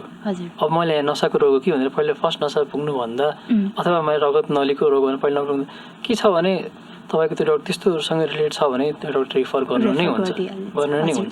त्यसो भएर भागबाट जाने, पेट दुखेछ भने पेटको लागि अब either surgical gastroenterology, medical gastroenterology or medicine फिजिसियनका जाँदा भयो। केही कुरा कन्फ्युजन फिजिसियनका फर्स्ट पुग्दा भयो होइन। गाइनीको सर्टेन भयो, त्यही भएर सुरुमै म यो डक्टरका जान्छु, म बातको डक्टरमा जान्छु, म नसा डक्टर जान्छु भन्दा पनि भागको हिसाबले गयो भने चाहिँ कन्फ्युजन हुँदैन। यो चाहिँ अर्थोपेडिक्स हुने यो चाहिँ एकदमै इम्पोर्टेन्ट छ जानलाई। राइट, हजुर। यो आउने क्वेसन त धेरै नै हो होइन, तर मैले पनि मिस गरेँ, हजुरले एड गरिदिइहाल्नु भयो यसमा चाहिँ। ओके, सो धेरै कुराहरू मलाई आफैलाई पनि, म आफै नै मेडिकल फिल्ड भए पनि मलाई आफैलाई पनि धेरै कुराहरूको नलेज आयो कि, किनभने डे टु डे लाइफमा त देखिरहेको छौँ यो कुराहरू। एकदमै धेरै अर्थको प्रब्लम भनेको त अब हामीले भनि नै हाल्यौँ होइन, धेरै नै कमन कुराहरू छ। तर मान्छेहरूलाई कन्फ्युजन पनि छ यसमा। सिम्पल भए पनि मान्छेहरूलाई चाहिँ हजुर धेरै नै कन्फ्युजन छ, के गर्दा ठिक होला के नगर्दा ठिक होला होइन। अब मिथहरूको कुरा आइ नै रहेको हुन्छ होइन। सो अझ झन् सोसियल मिडियाले गर्दाखेरि त धेरै कुराहरू नै आइरहेको हुन्छ। सो लाइक यो पोडकास्ट जसले पनि सुन्नुहुन्छ उहाँहरूले चाहिँ यसको बारेमा चाहिँ एउटा थोरो नलेज चाहिँ मजाले होइन, लाइक फिजियोलोजीदेखि लिएर सबै कुराहरू चाहिँ हामीले उहाँहरूले यो पोडकास्टबाट चाहिँ पाउन सक्नुहुन्छ ओके सो त्यसको लागि हजुरको टाइमको लागि पनि लाइक भेरी मच थ्याङ्कफुल होइन सो हजुरले जुन काम गरिरहनु भएको छ प्लस स्पेसली पेडियाट्रिक अर्थोपेडिक्समा होइन त्यो अझ धेरै कुराहरू आउन बाँकी नै छ होइन ल त्यसको लागि पनि इन्टायर पोडकास्ट फर्स्टको टिमबाट चाहिँ I want thank you doctor entire टिमलाई धेरै नै धन्यवाद होपफुली यो म्याक्सिमम मान्छेसँग हाम्रो सोसाइटीमा पुगोस् यो कुराहरू चाहिँ हजुर अब केही न केही पर्सेन्टेज हो भने यसले केही न केही भए पनि केही जिज्ञासा अथवा केही न केहीले गाइड चाहिँ गर्छ डेफिनेटली हजुर okay thank you so much doctor Nitesh